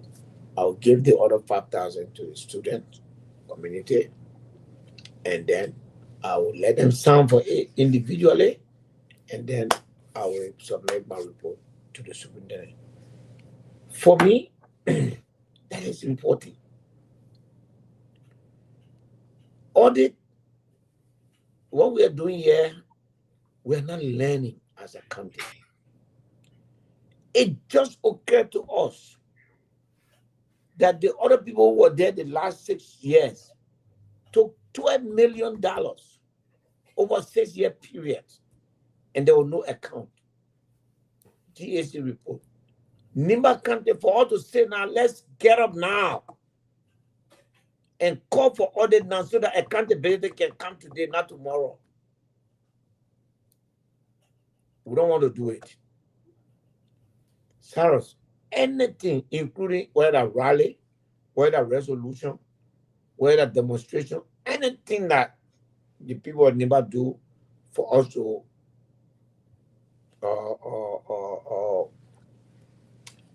do audit, I'm in full support. I support it. The first thing I did in that cabinet meeting when I entered there, that to call for audit, I never started. And the county administration is making life difficult because there are 2 counts of audit. A naked financial report that does not even require audit. After the first year, prepare a financial report. We are the legislature. You are not elected. We were elected, the people representative. You should send a report to us to say, 2024 from January to December, this was my activity. This is how much money I got. This is how I spent it. Amen. We're going to 1 year. We're going to 2 years. We are going to 3 years now. No such thing. Tomorrow, they will appoint the superintendent somewhere, and then somebody will come and say, I want commission audit. Then noise will be in that same country say, which one? I'm going to respond to you, Charles. I'm in full support of audit. Thank you so much. Yeah, like you said, tomorrow they might appoint her somewhere, and somebody will take that seat. So, Musa, I heard that they will appoint her to local. That's why Mike Bloom has been fighting. My man, ask a question. To replace what they already said that something I've heard in recent times. They said Mike Bloom will be replacing her while he been up and down with a controversial post against Senator Koga. My next issue, I will say something and then I will ask you a question further. This CMC you have, honorability, you've done well. I will always say this. Since I was born, you are the only Nimba person. What you've done for Nimba, those of us who call ourselves native Nimbayan, whose mother and father are from Nimba, what you've done so far, nobody has done it. Nobody has done half of what you've done for Nimba. You were not in the legislature when you started donating buses and things to Nimba team. You know, you were not in the legislature. You started this work ever since. But when it comes to politics, they call you la Mandingo man. Mandingo man. And people now, when people are hungry, they come to your party, you give them vehicle, you take care of them. By the time things are getting better, they come out with story, they leave the party. So as somebody who admire you so much, and the fact that you helped Eldoin, I told you the last time, I said, listen, this thing is not about Cyrus getting money for you. This thing, the fact that Joel Joseph myself used to ride motorbike. Today, the gentleman coming graduate in November. Eldoin was here. You send a man here. The man graduated. The man is in Liberia working in your office. I'm impressed. It has to do with receiving cash from you directly. So your CMC, my piece of advice to you, Nimba people, I want you to recruit from outside of Nimba. These people that come around, oh, better, this and that, they get few cents from you. As soon as somebody approaches them, they go again and say things about you. When we hear some of these things, it can play on me. My next question has to do with the drug case. The police IG made a public statement letting Liberians know that there are top officials in the Baikakun government who play a role, who aided the cartel, the drugs cartel. He made that confession. The recording is available. So there are top government officials involved. So today, they are just on politics. Instead of arresting the top official he knows, they on fishing expedition because they see this drug thing as a CDC versus UP thing. And now they have begun arresting sedition so as to shift the narrative for the public now to start turning against CDC. And this is in validation of their campaign message in 2023 that CDC just we are trafficking drugs, just we are bringing drugs in the country. So this is a clear political strategy to make the public believe that CDC actually brought drugs. So, you know, as a law student, I'm sure you are aware accusation is now a guilty verdict. But in the minds of gullible people, the fact that a former vice president will sleep at the South Beach tonight, a gullible person might think, yeah, so they think the people were talking that CDC were bringing drugs are true. So the government is not doing this to get verdict, to get guilty verdict. They're just doing that. The fact that she has gone to jail and she will be sleeping there tomorrow. By the time they free her, they will say, and we told you these people were bringing drugs and we put Joel in jail. That's a strategy. So the fact that Gregory is having a president's protection, nobody is going after Gregory. He makes all sort of statements, even against elected officials. The last time I checked, the man was saying, Senator Koga can talk loosely. He just carried his disorderliness around Senator Connell these few days, and people are clapping their hands. But from what Martin just posted, I was talking about, Martin said, Gregory was given 150,000. The cartel gave him 150,000 for vehicles. The vehicle in Liberia now, and he's using one of the vehicles. I just said the stuff in the chat room. He's using one of the vehicles, and the one he currently uses costs 90,000. It was never procured. It was never budgeted for. And the money the cartel gave him, and the person, according to Martin, the person who bought the vehicle, the Quentin Russell, Mr. Wilfred Russell's little brother, who bought the vehicle. Martin provided all the information. So as a certain lawmaker, what's your strategy? What you think can be the approach the legislature can engage to get rid of Gregory? Thank you. So let me come to Nimba, which is the most important. In 2029, I will win Nimba County. I will get more vote in Nimba County than any presidential candidate. I want you to mark that today. In 2029, I'll be on the ballot. Nothing will take me from the ballot. I want you to mark down that today. We study ourselves. We study Nimba.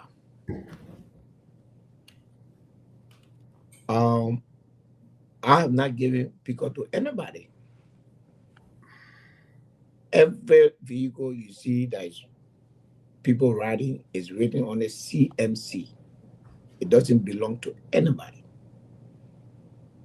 If you see a vehicle, nobody in our system that has a vehicle that does not have CMC on it. People don't come to me and come and collect money from me and go, Saros. Look, the people that are with me today, including myself, we were somewhere else before CMC was formed. That's the nature of politics. And I understand that. At the end of the day, I am going to fight for the people in Nimba County until 2029. When I was running in 2023, Saros, that's what people were saying. That everything I'm doing, the people will take my money and they will eat it and they will vote for somebody else. The result I got, Saros, the last representative who won in my district, he was a man of man. He won with 4,048 votes.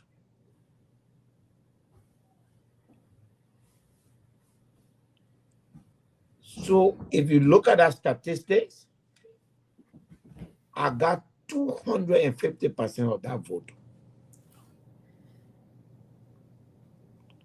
So the people voted for me.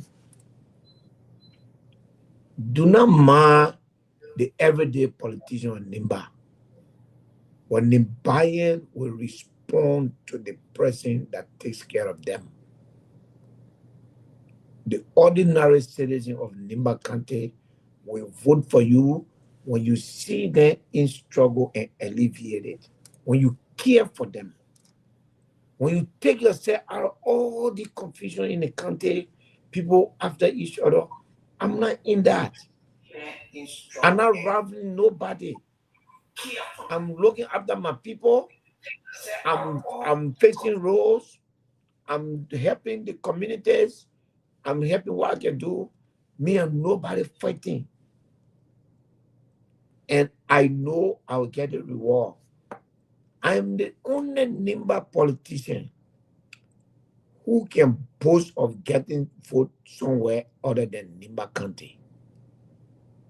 I want you to show me any other politician in Nimba. If I not get 30% of the vote in Lofa, don't trust me. If I not get 60% of the vote in the entire Western region, don't trust me. I will get at least 30% of the vote in Monserrado County. Put that on Bon, put that on Magibi. You have an election on your hand. Okay? So I'm not a typical Nimba politician who campaign in Nimba, engage in divisiveness, and forget about the rest of the country. I don't believe in that, Cyrus. So look at the structure of our party. It's diverse. Look at the work we are doing around. But I can never forget about where I come from. No politician, nobody, if you don't have your root to where he come from. By the way, my ma and my pa from Nimba. One from Nyanseng, one from Segleti. So both of them, one of my parents, one of them just happened to be Mandingo, and one happened to be descendant of Mano people. But all two of them from Nimba County. So that other part, I would stay, anything I do in Liberia, I would do 3 times more in Nimba. They vote in Nimba. Nimba deserve better than what it has gotten in the past. And I will speak to Nimbayans to tell them that voting for me and the things I'm doing from my pocket, you give me power, I'll do 10 times more. You give me power, that mountain where the law says we're supposed to get 20% of the revenue in, we'll get it. Where the $200 million that was given to the government of Liberia, Nimba County is supposed to get $20 million of that money by law. I will make sure we get it. And so I love my country. Let me tell you what Nimba did for me. Nimba made me to believe that I can be president. The son of, and remember now, in Nimba County, you are your father's child. It doesn't matter who your man is, you are your father's child. The son of a Mandingo man is a Mandingo person. Walking in that country, people die. I went to my people. I told them to give me the opportunity to serve them. People told them that if you give this man the opportunity, he will come back and revenge what happened to the people. The people braved that storm. They took the risks and they voted for me. That is the most difficult district in the whole of Nimba County. No politician has ever been as powerful as Senator Payne Johnson. Senator Payne Johnson party has never won election in that district. Never, ever. And yet, I wonder, if I can win election there, don't hear you here, my brother. I'll win in every other county.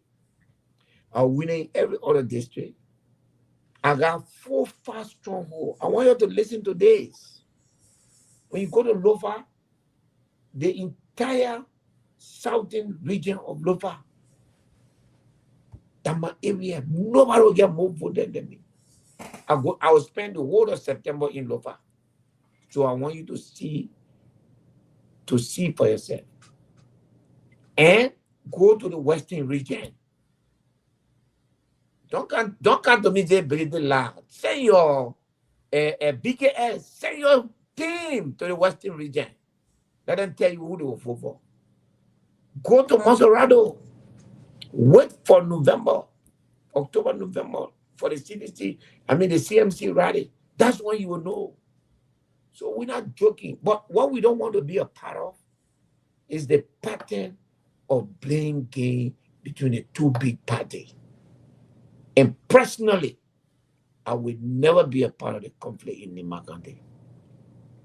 The Vice President of the Republic of Liberia and myself, we talk all the time. He call me, I call him. Sometimes I hear myself can be joking. But why you not pour Facebook again? Then we start laughing. Okay? We joke. Senator Koga and myself, Senator Koga is the only person in that caucus that can speak Mandingo. Senator Koga can speak Mandingo more than me. So sometimes when we hear that debate in the caucus, you can start speaking Mandingo to me, and then we'll speak Mandingo. Then when I put in, I say, who do I have to learn Mandingo? You understand? The same thing with the superintendent. In spite of everything, when I take the call, I call her, she will answer. Once you call me, I will answer. Differences in opinion must never be, but one thing I will never do, I will never get on the microphone and insult the superintendent. I will never get on accuse her of corruption unless I see evidence of it. The same thing with the vice president. So my politics is different. Nobody will defeat me anymore. Take it from me. And I'm not saying that depending in the sky, I will work for it. I will work from village to village. CMC will touch every village in the county. We'll wait for the government to decide what they want to do, and then we'll come behind it. We got other strategy. I will not say it on this air. So you can't let Nimba County got other needs. So as the government first role, we have other strategy. I, Musa Bility, political leader of CMC, I'm telling you now, Nimba County is not a certain vote for anybody. It is for the person who work hard for it. It is for a candidate who look after the need of the Nimba people. And I promise to do that. If somebody does more than that, the person will win. But for now, I am putting myself in that space, knowing that I will make sure I win that place. I'm not scared. So, Saros, that election, I'm not scared. And I trust everyone that is supporting me. Those who are left, we're getting more people. Those who are left, who knows? And then you put your net right to the airport there when anybody comes. Net to the airport, anybody who can just grab the person. We know one of them already finished falling for it tonight. I want to say thanks to all of you. Oh no, when I say we just leave it at welcome to the show, Legend and Sewate. You guys are joining us. We want to say welcome. We are hosting Honorable Musa Hassan Bility here tonight, and we're having fascinating conversation. So when we get to you, Legend, you don't have to ask necessarily about Nimba, but there's a lot going on in Liberia. A lot going on. You can ask your question based on what's happening or the current event. But Chris, over to you. Your 2 questions. So 2 questions for you, and then we'll go to Legend and then Sewate. Oh, thank you, CEO. And once again, let me say, Mr. Bility, good evening. I know you came to Fargo. I was somehow engaged. No, you run away from me. However, first, before I ask my question, so now I will condemn what happened today to the VP in Liberia, the woman in which she was handled. And I'm looking beyond 2029 when the opposition take over in Liberia. If Mr. Kuhn been handled that in Liberia, I hope the Nimba people will not say they are going after Nimba people. Remember, so I will say that the VP hasn't done anything. So you can't assume. The other happy with nobody expect But then don't speculate, man. No, I'm an opposition, CEO. I'm opposition, so I'm entitled to my views, CEO. But how be it, Mr. Bility? You know, I've been finding the issue in Nimba when it comes to our money, the money which you have been handling in that county. You as a legislator, and one of the critical voices for Nimba. Can you maybe explain to us if the government of Mr. Kuhn and President Bwaka have undertaken any tangible project in Nimba besides the superintendent using our county divine money or the funding to undertake project for United Party? As a legislator, can you maybe explain to us that all the government is doing SYZ project or somewhere we're not aware, Mr. Bility? Thank you. No, I don't know. I don't. You see, for me to even know, right in my nose encyclopedia, there is a renovation going on in the compound. I don't even know. I don't know who is there. I don't know what is there, who is responsible and who is not responsible. I don't know nothing, Chief.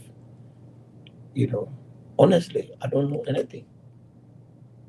You know, so everything that is going on in that country, as far as financial management is concerned, I can only count on my knowledge if I receive a report. And at this point in time, I will check the legislative report and see the Ministry of Finance report and see what has been allocated to NIMA country. And then maybe I can demand accountability. But thank you. The past president issue, it's a rare situation for you and I to disagree, but we'll disagree tonight. Chief, anybody who is associated with the drug business must face the law. The vice president has been accused. The burden of proof is on her. I'm telling you, if you walk the street of Nimba, if you walk the street of Kanda, if you see what our children are turning into, if you see the fear that crept the citizen in the night from these children because of what they can turn to be at night in search of money to quench their thirst for drug. We can't play with the drug issue. We can't play politics with it. The government say the vice president was involved. But man, either you are involved or you are not involved. And you have to prove it in court. At this point in time, I will not play politics with it. Chief, as a man whose 2 children, my son that almost died on the street for drug, I spent, listen to this, 100,000 pounds for 3 years in the UK, sending him to school there. I almost lost him. I sent him to Kenya to a rehabilitation camp where he spent 18 months, 5,000 United States dollars per month. That's what I pay. I was not prepared to lose my son. Do you know how many families have lost their children? To that, the children even come and turn to danger to the existence of their own family.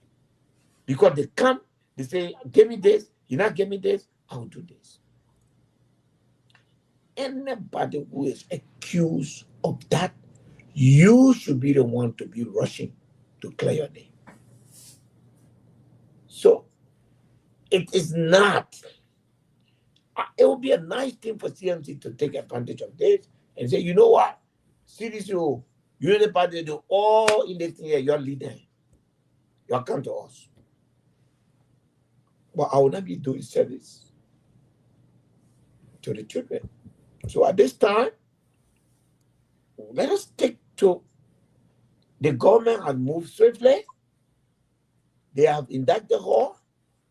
They have, I think they will present her to the court tomorrow. And they have laid charges against her. If Jeremiah Kunleke he will go get in drug business, when they for tomorrow when he inside the grabbing, Kia can come and talk when Nima said me my ear will not even be there. So that's not what he's not there. I'm not seeing him there. I see no evidence. I see no gossip that he's there. I can attack him on other issues. But I will not close my eye and assume that, oh, Jeremiah Kun there, so that I can satisfy my personal ego. And then I should be happy with that. Ambassador, I spent 6 years under this United Party government destroying my name, calling me criminal, calling me names. So it's very painful. And no matter how much politics I want to play, I would never attempt to destroy anybody's name without the evidence. Because I know till one day I can never forget that on radio, on phone. The radio was on. My wife, my 2 children, they had come from, I took them for dinner. They were about to go back to school. We were in the car, we were listening to a joke on me, Musa, Bility. My daughter said, Daddy, are you a criminal? That has never left my mind. And I just told my daughter, I said, no, it's not true. It's politics. Then she said, wow, the politics is very bad. So my child asked me that. So think about it. Yesterday, I was on global coma. Day before yesterday, I was on global coma. I've been on this governor. I have put more release officer than any politician, asking them to arrest people. Then when they arrest people now, I'm gonna go say how they might arrest or who they might arrest. No. Let the investigation go on. If the vice president is not guilty, she's not guilty. If she's guilty, she's guilty. For me, that's how I see it. And we all should take it at that. Thank you. No speculation. Go on based on fact. So, Chris, ask your last question. Thank you, Mr. Bility. You know, I'm not supporting just capturing Liberia because my cousin is not being affected. I'm spending thousands of dollars behind right now in Grand Bassel to rehab center. So under no condition, I'm only saying the money reach the procedure. When that happened after 2029, we should not say this. That's what I'm saying. But I'm not accusing anybody or the VP. No. I mean, hypothetical. It's not happening. Yeah, of course. We have to assume what will happen in the future. See, as a politician. But however, on the Bility, this is my last question. You've been a critical person on this government. And what we've been seeing Chris, 1 minute. The chief said the burden of proof is on the VP. The burden not on the VP. The law says no. Sarah, we'll get to that. You let him finish. No, let me clear. You're right. You're right. So the public doesn't consume it. I'm a lawyer. The law says Sarah, I misspoke. You're right. The burden of proof is on the government. Thank you, sir. Hey, my guy, the lawyer picking up me. That's true. Yeah, I'm going to law school and play about Fozo. Yeah, so Mr. Bility, you've been a critical voice on this government. The police RG stood at the press conference and made this statement, I quote, media have been paid. Media have been paid to misinform the point of the just cat issue. Major government, major acting of government are involved. I quote the police RG. Now the statement of the police RG have been left out. Now people who have been critical of Amarcon who, based on the police RG statement, they are going to be more critical on writing. Now they have been invited by police. Do you think, Mr. Bility, it's a tactic from the government to weaken or to go after critical voices where the police RG have been one of the persons been talking loosely in recent times? Do you see that? Thank you. Yeah, so to clarify, so he says some media outlet. I think that statement by the RG was irresponsible. Mm-hmm. You can't make that kind of statement. Yeah, if someone had been paid, that's a crime. You cannot be aware of crime and don't take action. You cannot be aware of a crime and don't take action. If someone who is endangering the security of our country with drug, and you have information that person has given media money to media to fight you, that media person need to go to jail, need to be arrested. If you don't have proof, then you are making a reckless and irresponsible statement. And the statement, the letter to the senator is a loose talk, chief. The senator will not respond to that thing. You're not going nowhere. You're not answerable to the police director. You can get no answer.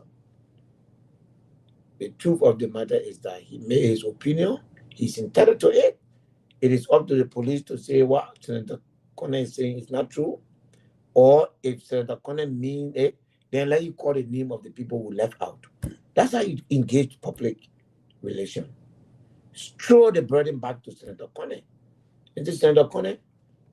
That letter should have said, look, we are persecuting those we are persecuting. Your article on Facebook seems to suggest that we are leaving out some people. If you point those people out to us, we will go after them. Please give us the information. But you can't write accountable. Remember, be careful. That's complete recklessness. I don't support that.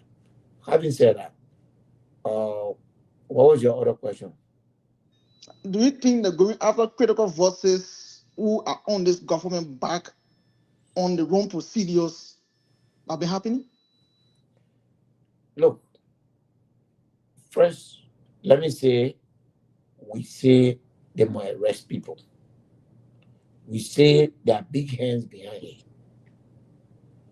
Now they are arresting people. We say to them, keep doing it. Today, the Minister of Justice said there are more people to go after in this government and in the previous government. That's what he said. So it is ongoing.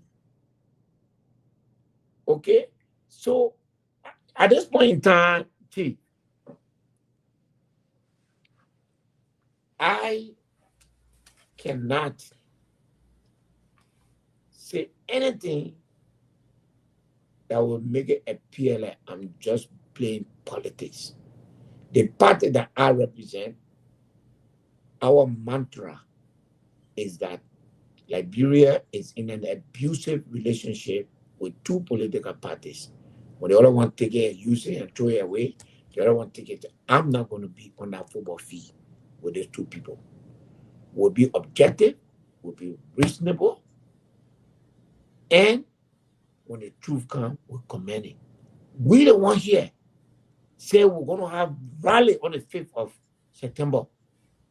Within 24 hours, the government took action. Some people in the opposition vexed because we called it that rally up. I'm not vexed. It was the right thing to do. You tell the person to do so, want to do it, you should commend them and say we want more. Now, we say big people. Okay, maybe the first big person from the previous government. You never know who's coming next. We got an FBI here. I hope you all know that. Oh, yeah. We got a DA here. I hope you all know that. So the report, the thing is international now. I've been saying that. So for me, Ambassador, I think that you tell me nonsense. You whoever from Joseph Barker down, you talk about that, I throw it back to you. I'm not scared of nobody. So I don't need nobody to protect my right. So government not stepping on my right. They able. When they knock my business down, they knock me out of business. You see glue on my mouth? No. We all gotta stand on our ground. Democracy, why it took United Party to remove a sitting government? That to be strong. They will knock you down. They will do stuff, but you guys stand for it. I don't want people to stop crying like babies around here. Seriously, if you feel that they have trouble on your, stand your ground. Thank you. You know, man, a new CDC man. So you want to get. So not just new. I have been saying it over and over about this. The importance of the U.S. being involved with. I think Cyrus. I talked to Cyrus, them and Legend. You guys were here the last time. I said this case is different. You can overlook it all you want. U.S. government, mainly the one that we have now, our current government may not have a lot to do with Africa. But when it comes to drugs, he has a clear record on that. He doesn't play with it.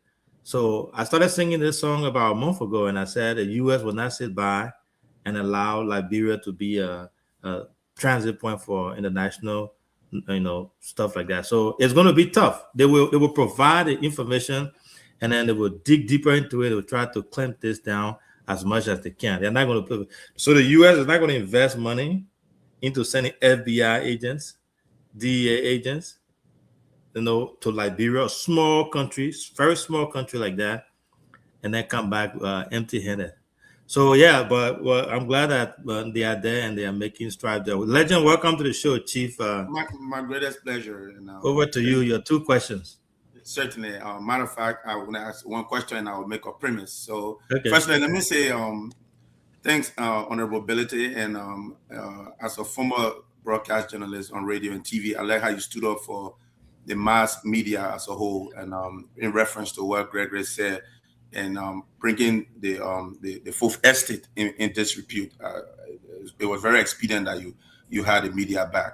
Having said that, I'll make a full disclosure that before Honorable Ability could come to the limelight in politics, this is somebody who was introduced to me personally by my father, Councillor Wiyawisa. So I see him, I have a soft spot, and I see him as my big brother. Anyone I was in like, bro, I talked to him, and my dad was his teacher and became his personal lawyer. So he's close to, very close to my heart. So having said that, I'm going to make a premise. Look, I'll say this like I said to every Liberian. If you subtract CDC's political leader, who happens to be Liberia's most popular citizen, most popular son of the soil, George Weah. And we all know how the incumbent is in Africa. Joseph Boakai is the incumbent leader of Liberia today, going into 2029 election. Every single candidate that goes into that election has a fair shot. I don't think anybody can counter that. I don't think anybody can do it. And if Liberians are serious, considering we've dealt with Unity Party for 12 years on Ellen and Joseph Boakai 6 years, and we have not gotten on our right footing, and we dealt with CDC for 6 years with George Weah, we saw no difference. I think Liberians should be clamoring for a different party and a brand new leader, for somebody to test the water. Like I often said, Liberia is a puzzle, and we're trying to figure out the right pieces. So we need to try other options. So having made that premise, I have one question for you, Honorable Bility. Yes, sir. You all had Gregory Coleman, the IG, at your office, the Capitol building, when you summoned him, and he was there, and he made a statement when Nima County Senator Samuel Gongben Koga was speaking, and he was speaking, I'm going to put in a synopsis. He spoke recklessly, or you can't just say something reckless in that direction. You have had so many people in that building and held them in contempt. Why is it that day you all did not hold him in contempt? And the last question is, if you all had ever discussed that the day he said those words to the senator amongst yourself when he left, what can we learn from you today relative to that incident, and why was nothing done at all to hold him accountable when he made a statement to Senator Koga? Thank you. Well, first, I'm not a senator. I was not there. It was not in my chamber. If he had said in my chamber, I would have moved. If he had said in my chamber, that procedure was not going to continue. No way. At no time we're going to allow any government official to come into the chamber where the Constitution gives us all the power that we have to come and stand there and look at one of us and say, you're talking recklessly. That is a violation of the Constitution. The Constitution says everything you say over there that it is not reckless. You have the right to say it. It was not in my chamber, and I was surprised, but I was not disappointed. I mean, I was disappointed, but I was not surprised. The entire Senate is an extension.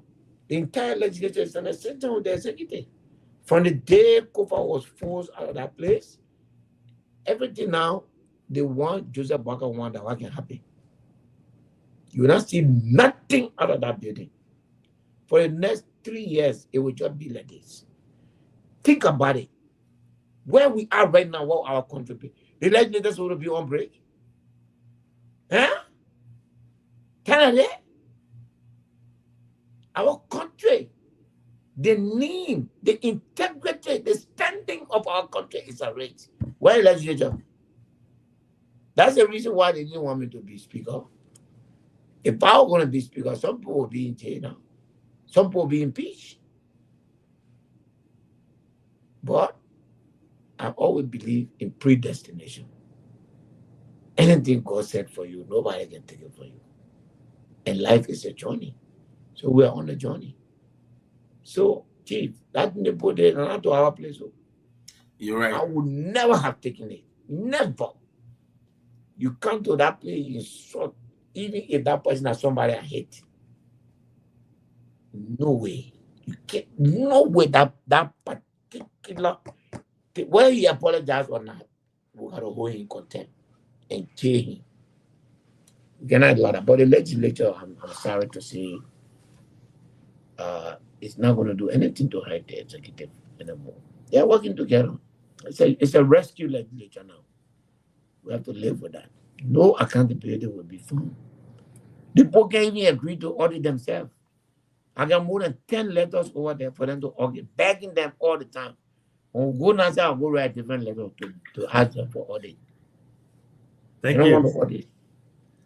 Thank you so much. Wonderful show, you know. And thank you for the acknowledgement. Your father is much more than like you said rightly. He was my lawyer. I want to ask you a hard question. He taught me in school, and he was my mentor as well. So thank you for the acknowledgement. I appreciate it. And by the way, you ain't look very much alike. I know.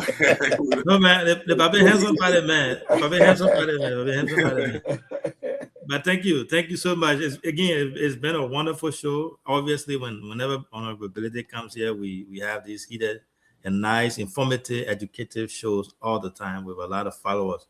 Set away, my man. How you doing, Chief? My man. Yeah, man. I just see set away watching. The man been away for a long time. Welcome to the show, Chief. You have 2 questions for your lawmaker. Yeah, thank you. See you. Good evening to everyone.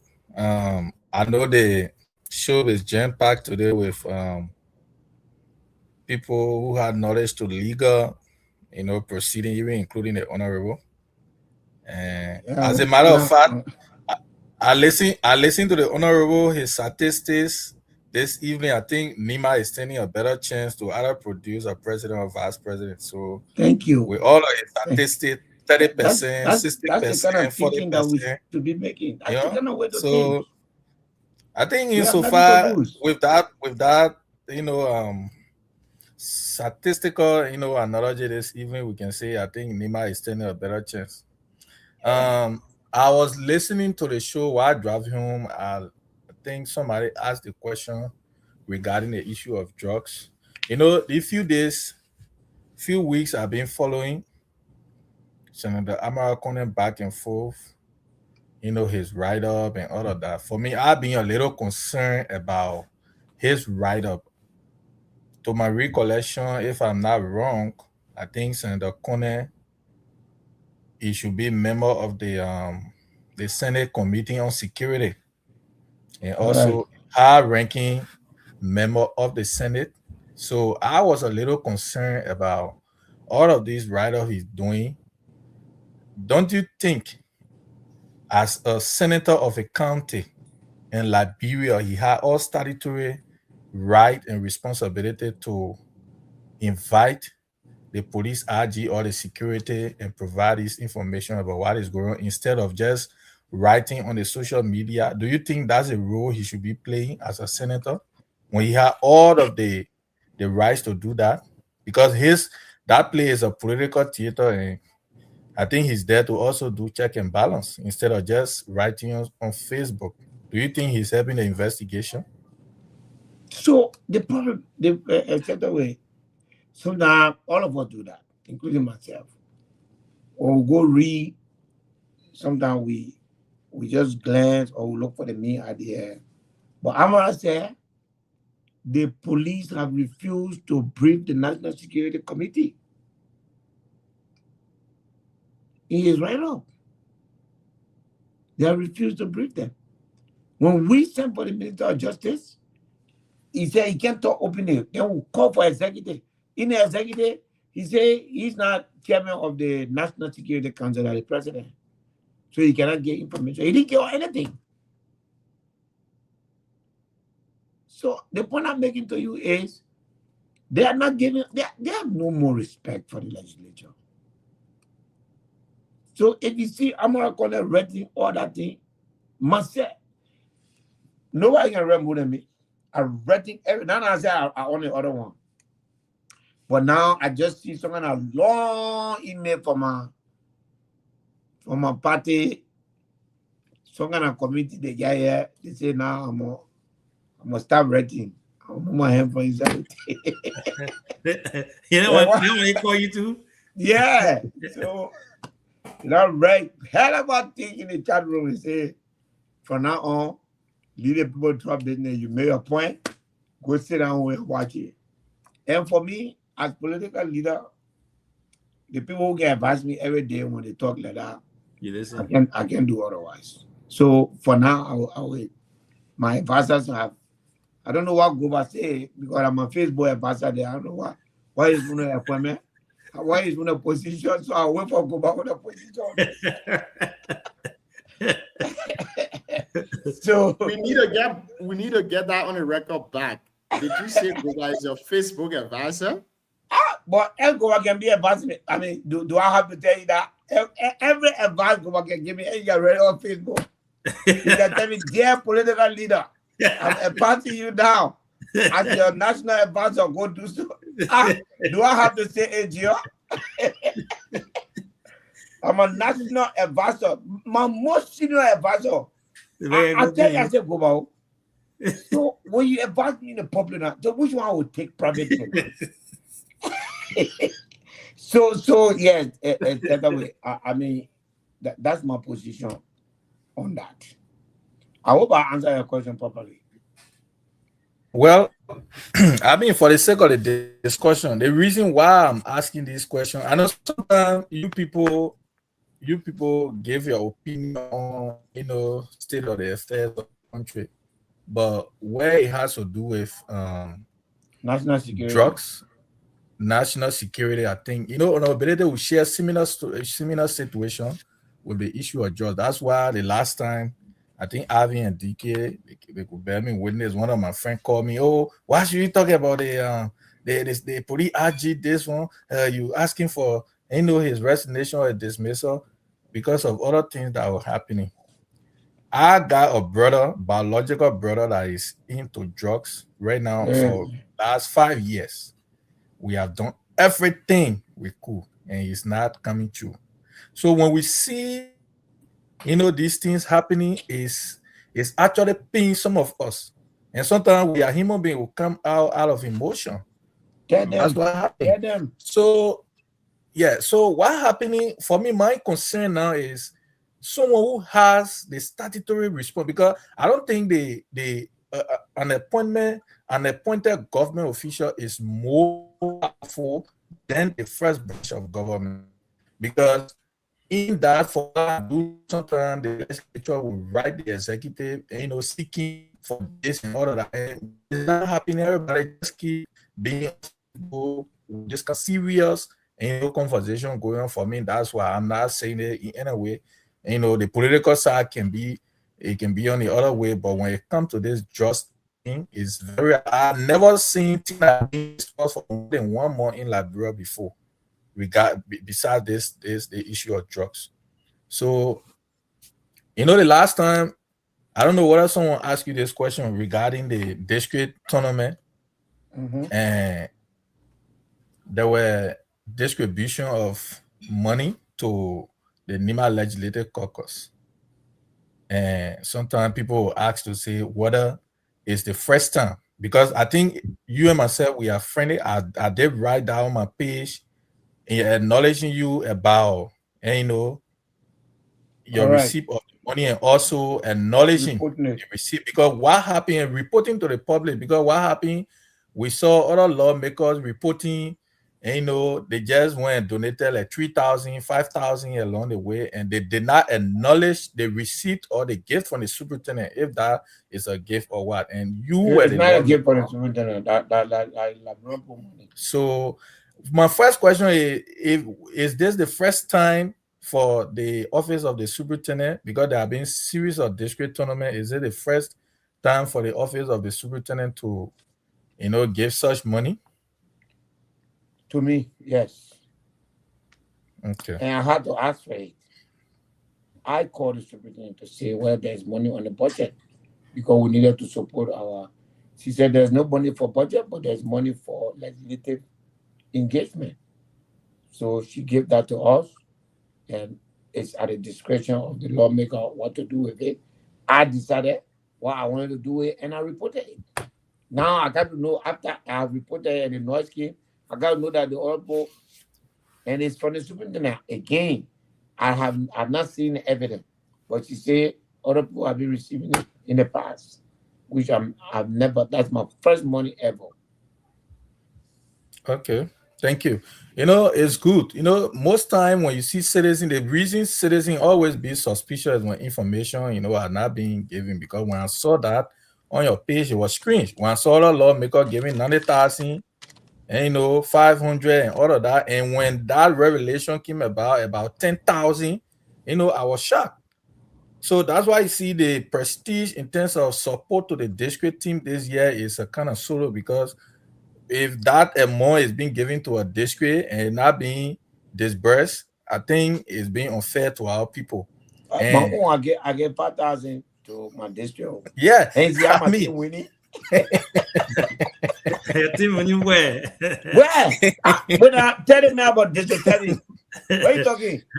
But BKS, BKS is the one of the major platform that is carrying the game live. So, but how you ask where my team winning where? Well, I know you qualify, but thank you, and we'll be the champion. I will be there as soon as I hit the ground straight. So on our ability, we stay on the NIMA thing. Let me just conclude on this. I'm be a little concerned. I think with the NIMA Sports Steering Committee, you donated, I think a few years ago, you donated, a bus. I stand to be corrected on that. Correct. And the way the bus management went or how it ended today is history. I'm trying to see repeat of things that happened in the past and it's not being corrected. We got NIMA University that hosts all students from all aspects of our county. Today, I think if I stand to be correct, I think it's $40 or so, but little below $100 to enroll at the NIMA University. Last year, we saw the purchase of a bus for the NIMA County team. This year, we are seeing disbursement of 10,000 to lawmakers, for sport, for district tournament. NIMA University is about to open. Don't you think that money were being directed to absorb most of our students? Because if you do your common arithmetic, just $40 or $50, even you take it on a show of $100 to spread across the various district for that 10,000 or even 5,000 across the district, will be getting good number of students in just NIMA University. Do you think these money are being directed the right way? And what would be your fair view if that money are being given another time or moving forward? Oh, by the way, I have allocated half of the money to the NIMA University students. I mean, the university student of my district. So that's what I did. So, and it's going towards their education. Those that are in San Nicolas will pay towards their registration, and those that are not in San Nicolas, the Morovia will help them with it to help themselves in any other way they find fit. And then the other half, I said why you're not here, that we need to know what is the budget of NIMA County and what is the utilization. Unless there's a financial report, because when we know the budget, then we'll say, but why are you building this when our students are, you understand what I'm saying? When we know that there's 3 million, 4 million for the county, and you are mentioning to all what you do with it, we can criticize and insist on what should be done with it. The budget is in secrecy.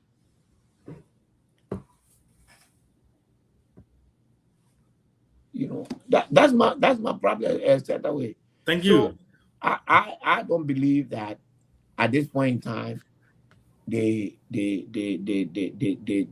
issue should be the 10,000. The issue should be let there be accountability for the vendor. We don't want to wait for 6 years to pass Then people have gone. You know how Nima can like changing representative. Then people are gone. New people come, and then allegations come now. Other good people need support because they were involved with it. Accountability can close all those things. If you do periodic audit, even if they're not audit from GSC, why do you have to wait for GSC audit? The county should be able to do what we call financial report. But the one she been surreptitiously distributing, and you are not been receiving for District 7. Is it now this service to our people in District 7? I'll pick that up because it came from her.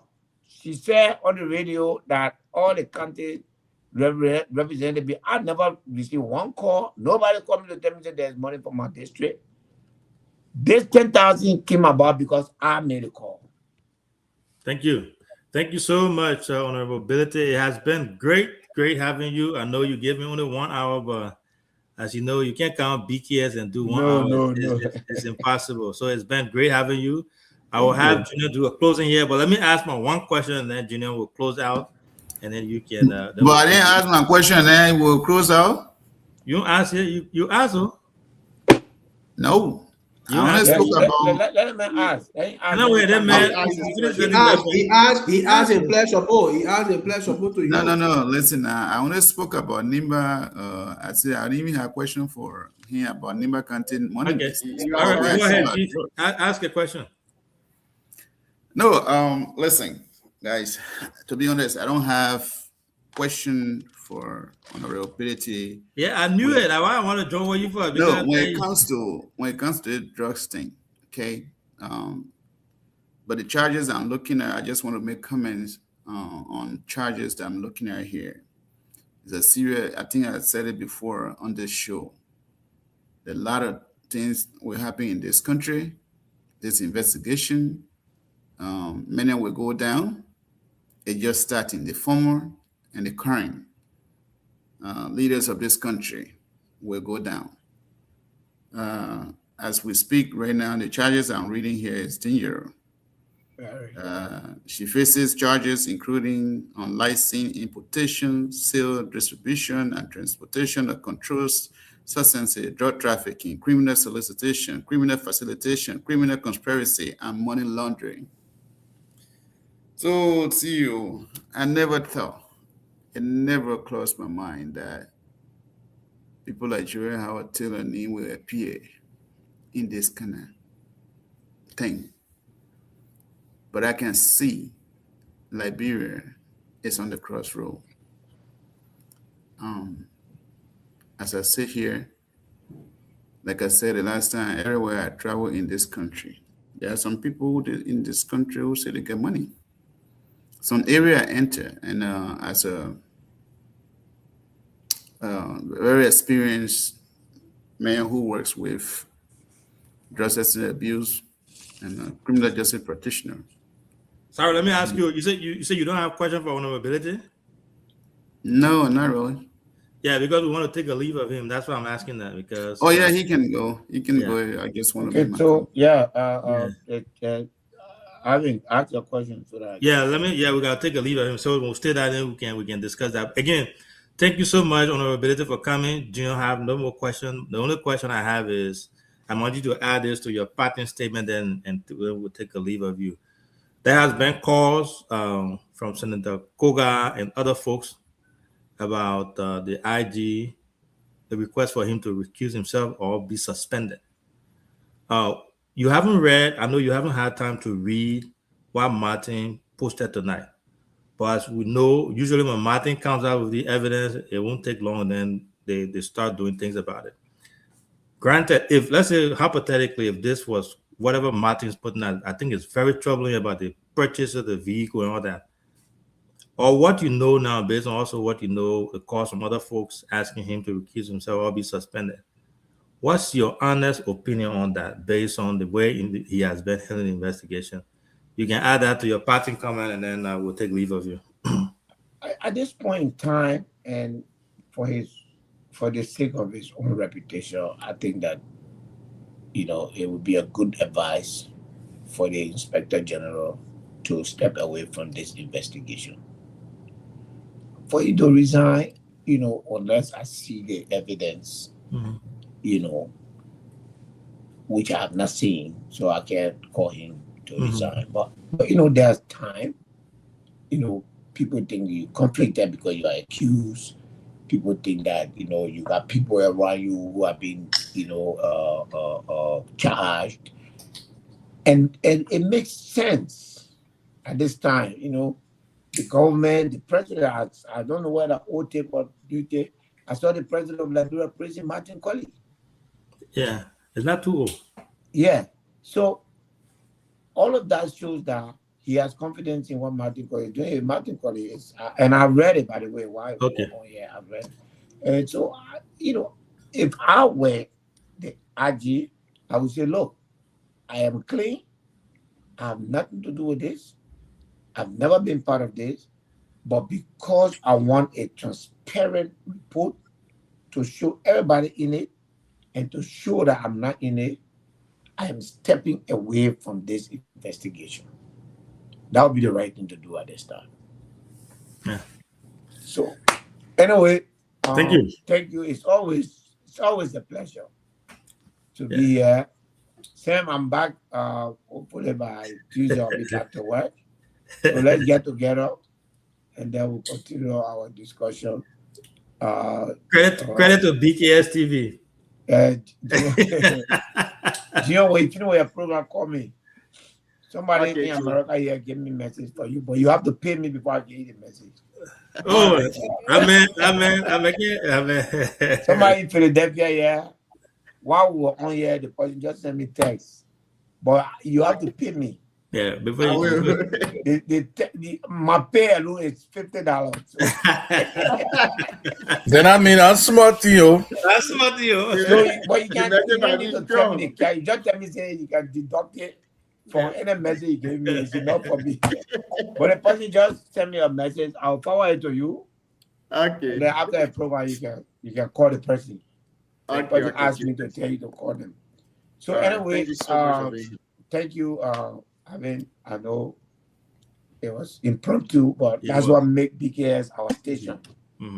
The day you call me and not here, I don't want you to. I'm not cutting you off, but I was somewhere at that time when Mana Ellie took over in 2000 and let's say around 2010. Yeah, you were picking. One thing I used to admire was when Omeo Radio was still existing, you used to hear Mana Ellie speaking almost every week on the radio, telling people that this is what happened in the country.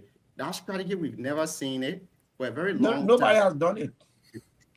They used to go and talk to the president. She even used to speak in colloquial with Eva Flomo. You remember? Now she used to come on my radio station, Truth FM, every month to talk to the president. And then the people will call, and she would take all the note answer, and then she would take certain action after that. But will you be doing that if you win? Of course. Will you be doing that if you win? Of course. I'll be speaking to the nation every month from Secretary. Well, breaking news. We are seeing Mr. Vengon. Is he a supporter as well? I'm seeing him a political leader. Who? The defeated presidential candidate of Unico. Is in Fargo? Is in Fargo? Rispa Nyan Vengon. Are you kidding me? Rispa is my chairman in North Dakota. You see that? Oh. You don't know? No. Rispa is Vengon is the head of our North Dakota chapter of CMC. We are going to induct North Dakota very soon. The chair, Madam Sandolo, is working on the schedule. And once she come over schedule, I will be right back, fly from straight Monrovia to Fargo, and we'll spend a whole week enjoying ourselves there. We had a Nimba day that day, and so many Nimba people joined us that day. I was so proud. I was proud of myself to be a Nimbayan.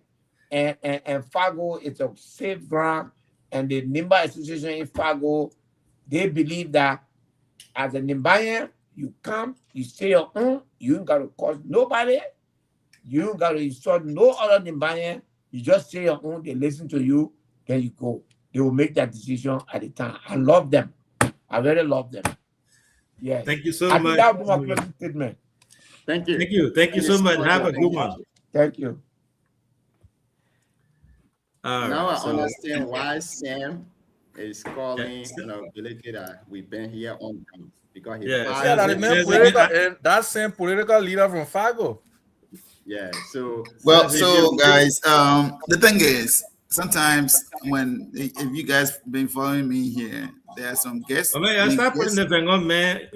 Text on there there, man. sometimes I will if I don't have question for the guests, I won't force myself to ask question because tonight Musa is not in a position to but answer. it's shocking though that you would not have a question for a guest.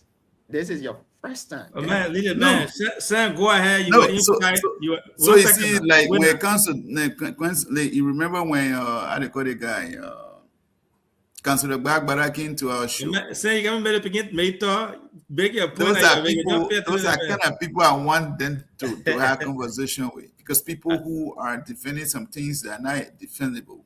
Yeah, you were in flight. You were talking about the charges, and you were making your point there, and there was no question for the honorable man. So if somebody was going to come in defense of what's happening in our country now, there where my question would come. But Musa came here to address some issues, so it's not necessary.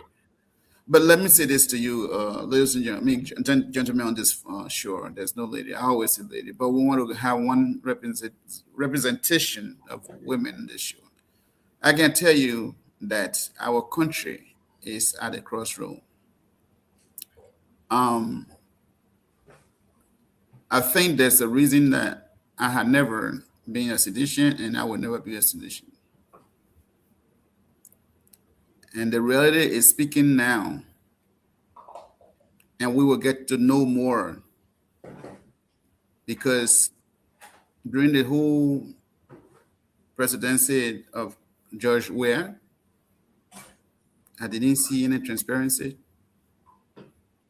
And it was just a disaster.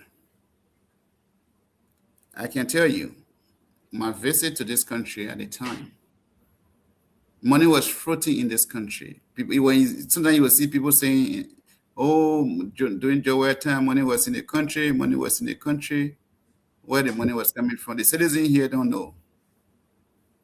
But somehow we had crews to where this thing was coming from. This is what's happening now. These folks, the charge against this other group of, two guys. One from Ukraine, Terra Zadiriko, and Christian. These guys have been here before in this country, and they know what happened before. Socio and other panelists here, Liberia, what Liberia is in now is messy. Don't be surprised you will hear some names. It's just starting. The reason people were not talking is because those who were arrested were afraid to speak out, being that the Americans are on the ground and they are part of this investigation. People are speaking, people are not afraid to speak out. Names have been called, and more names are yet to come. We are just seeing the drama starting to unfold. It will be heavy. Just today, I was somewhere, and it's crazy. It's crazy. It's going to get messy. So that's why someone who made a decision. We said the web presidency was not something that I could support. It's Unity Party. Wait, Cyrus, I'm constrained to ask you this. See you, I beg you.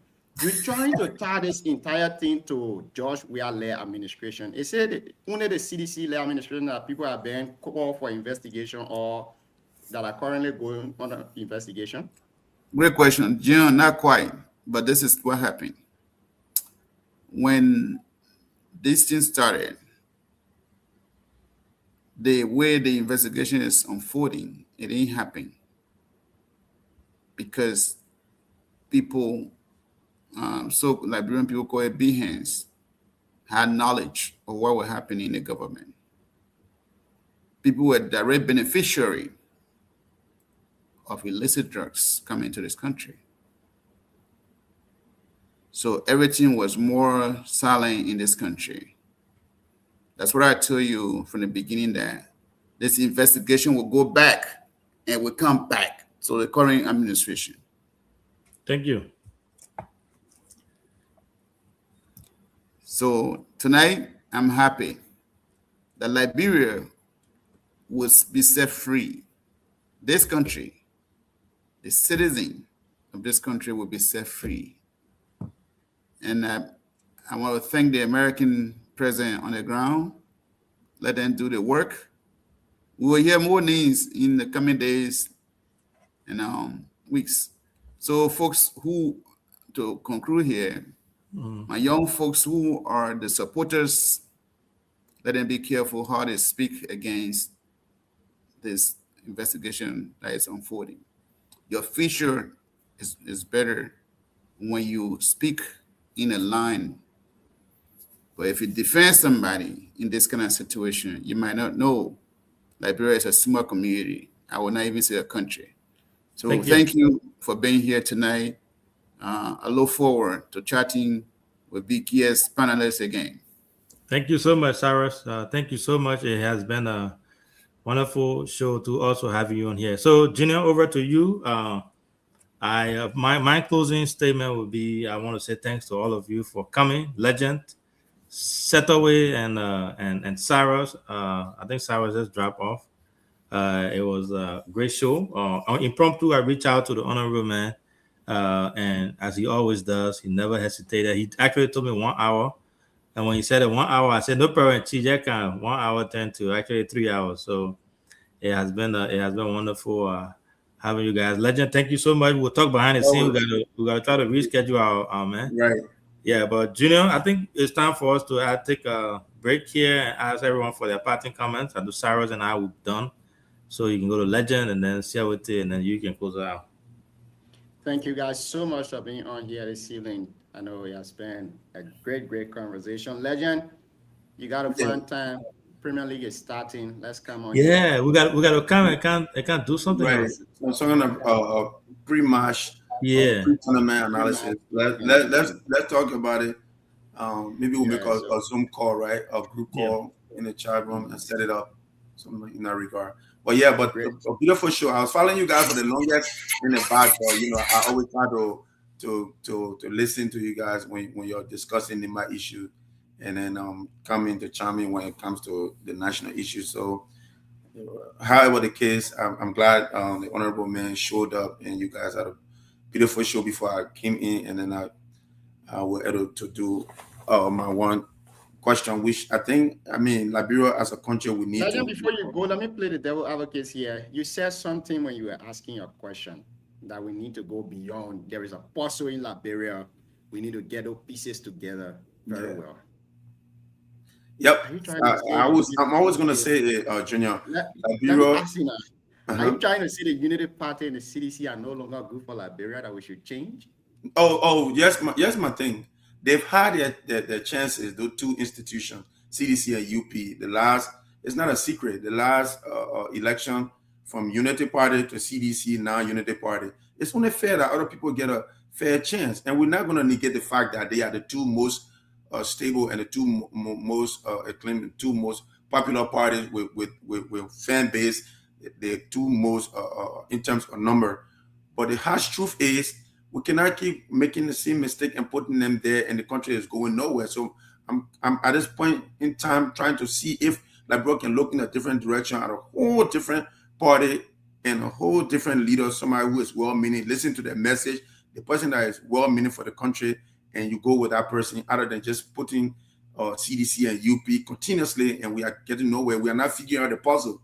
When you are figuring out a puzzle, you make mistake, but you want to try to get it right so you can put the right piece in the right place, and that will help. If we look in a different direction, we'll give us opportunities to put in the right piece. That's the mindset I have right now. A follow-up to that, are you saying that a new government will be coming, we should change all the ministers? Because in the regime of the United Party, 2006 to 2017, we had a same minister that are serving today. Good question. Now the regime of CDC, when they come back, maybe they will do the same thing. They will bring their own ministers back. So are you saying those that have served, they should give chance to other people, not just the presidency, but including ministers, deputies, and all those people? Is that what you're saying?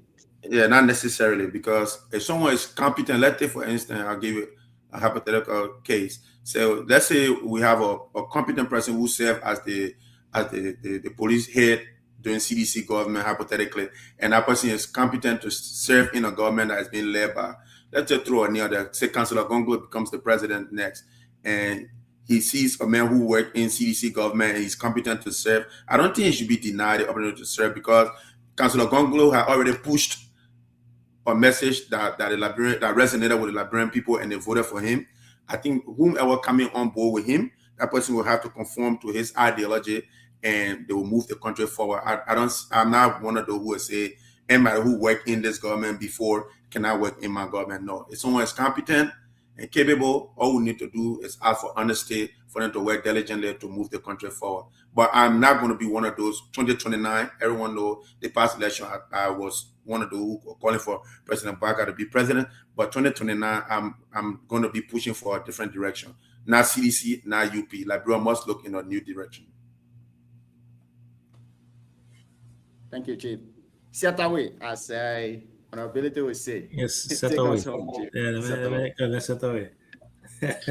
Yeah, thank you, Jim, CEO, legend. I mean, it was a good show. You know, the issue of drugs in our country, I think it has become, I don't know, from the health side, they can say epidemic. And then even during coronavirus, they got another name for it, you know, it's beyond epidemic and all. So, an epidemic or what? So, yep. Yeah, so, it's all over the world. Yeah, so I mean, it's just unfortunate that we are seeing such thing going on in our country with as little as we are. Sometimes when you look at the environment we live, people who are gaining wealth, and then you look at the calculation you are doing as to these people, sometimes you get confused. And just money, I mean, in our layman tune, they can say that demon money. So when it carry you, it don't reach you. That's how it is. And we are glad that the investigation is not just done by the national security, because for me, as I continue to say this, for me, in my mind, I don't look at them to be that credible. I see that they're being pushed because they are not showing anything different from the time this investigation started, because everything Spoon and Martin Colley been saying, they all corroborating in terms of arrest and all of those evidence being shown. So I don't think he should even be blasting on the media. I think they should engage the media to see how best, and also invite or incorporate Martin Colley in this investigation. That's why I would say, because every little pieces Martin had, I think it's being used, because the dismissal of Biago or stand down of Biago came from Martin when he came from his leave. So all of these things happening. But my only thing is our country now is being engulfed with too much, and the political side are taking the limelight. That's what I've seen, because when you see I don't know whether the form of arrest, I don't want to speak to that, but I don't think no one is above the law. Like Honorability said, whether you are a vice president, once you are being suspected or regarding, there are certain crimes in our country, the guy what they call biddable and non-biddable crime. So I do know that. I don't know whether the new judge law, I don't think now judge law is a biddable crime now. I stand to be corrected. Probably it's a non-biddable crime or it's a biddable crime. But I think it was reversed. But in so far, with all of these conversations, when it comes to hardcore investigation like this, whether regardless of what level it is, once you are subject to to being arrested or I don't know, it says subpoena or whatsoever, you should unveil yourself. But I think the manner informed, I don't think when it comes to justice, there should be any criteria for somebody because they are at this position. So once the person is being suspected, the person should have unveil themselves quietly and go there. So the issue of this judge, it need to be fought by everybody because the opposition are taking this to be, a clapping side. The thing is not affecting just opposition or imposition.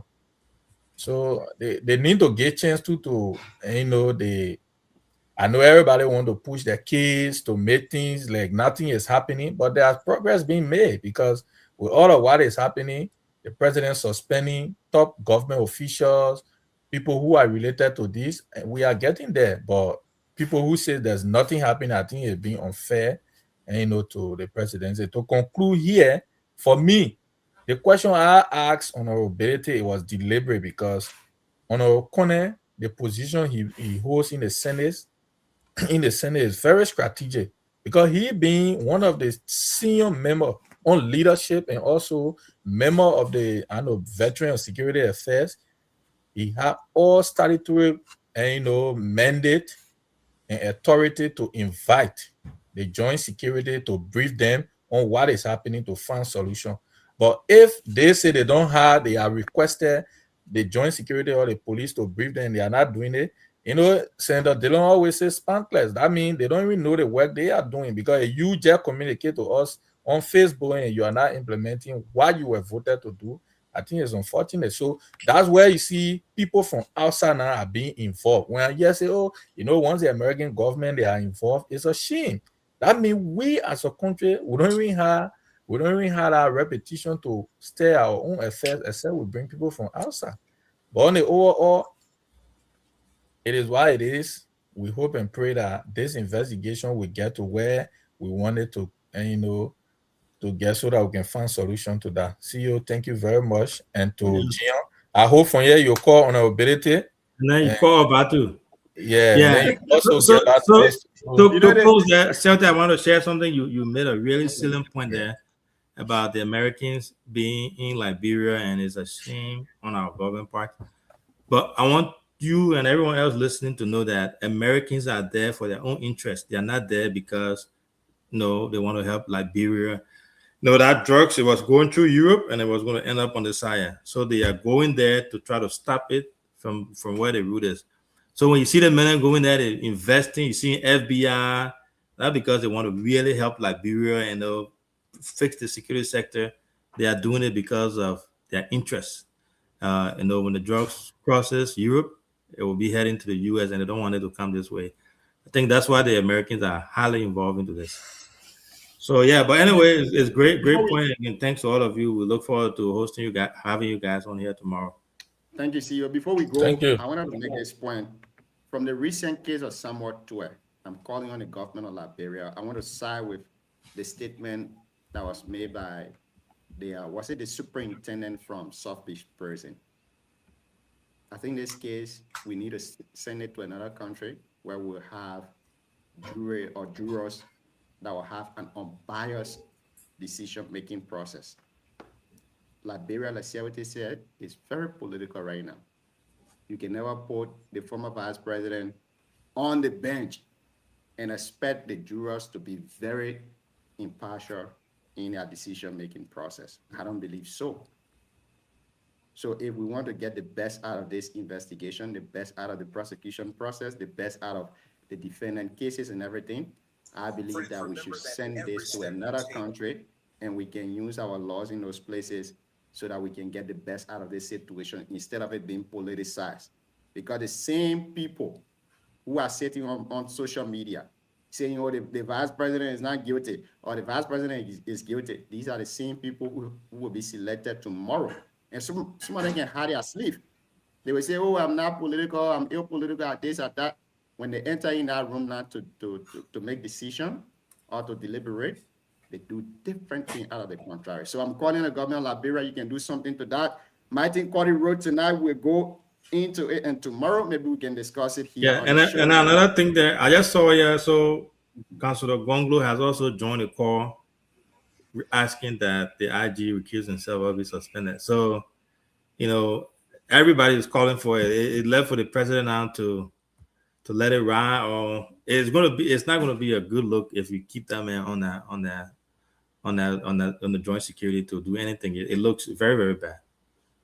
Thank you so much. Tomorrow, Premier League start. Arsenal is going to be playing, I don't know, Carter City or something like that. We're going to be here to maybe discuss it a little bit. But it's been a wonderful show. Rickman, Van Gogh, Fumba Toure, Bility, Energy, CMC, Root. The rest of the folks want to say thank you for watching us here this evening. We're going to be back tomorrow with another brand new edition of the Heat Hour program. I've been Junior Payne alongside the CEO, Alvin Seka, Siawede Zoget Tour, Mr. Legend. We had the rest of the folks here. And before we go, I want to publicly say a very big thank you to Senator Samuel Koga. He donated to our project, our construction project in Ganta City. Senator, on behalf of the management, to the CEO himself, we want to say thank you for your contribution. And I think this is the second contribution towards the project. We wholeheartedly appreciate that. Thank you guys so much for being on here tonight. Have a blessed and good night.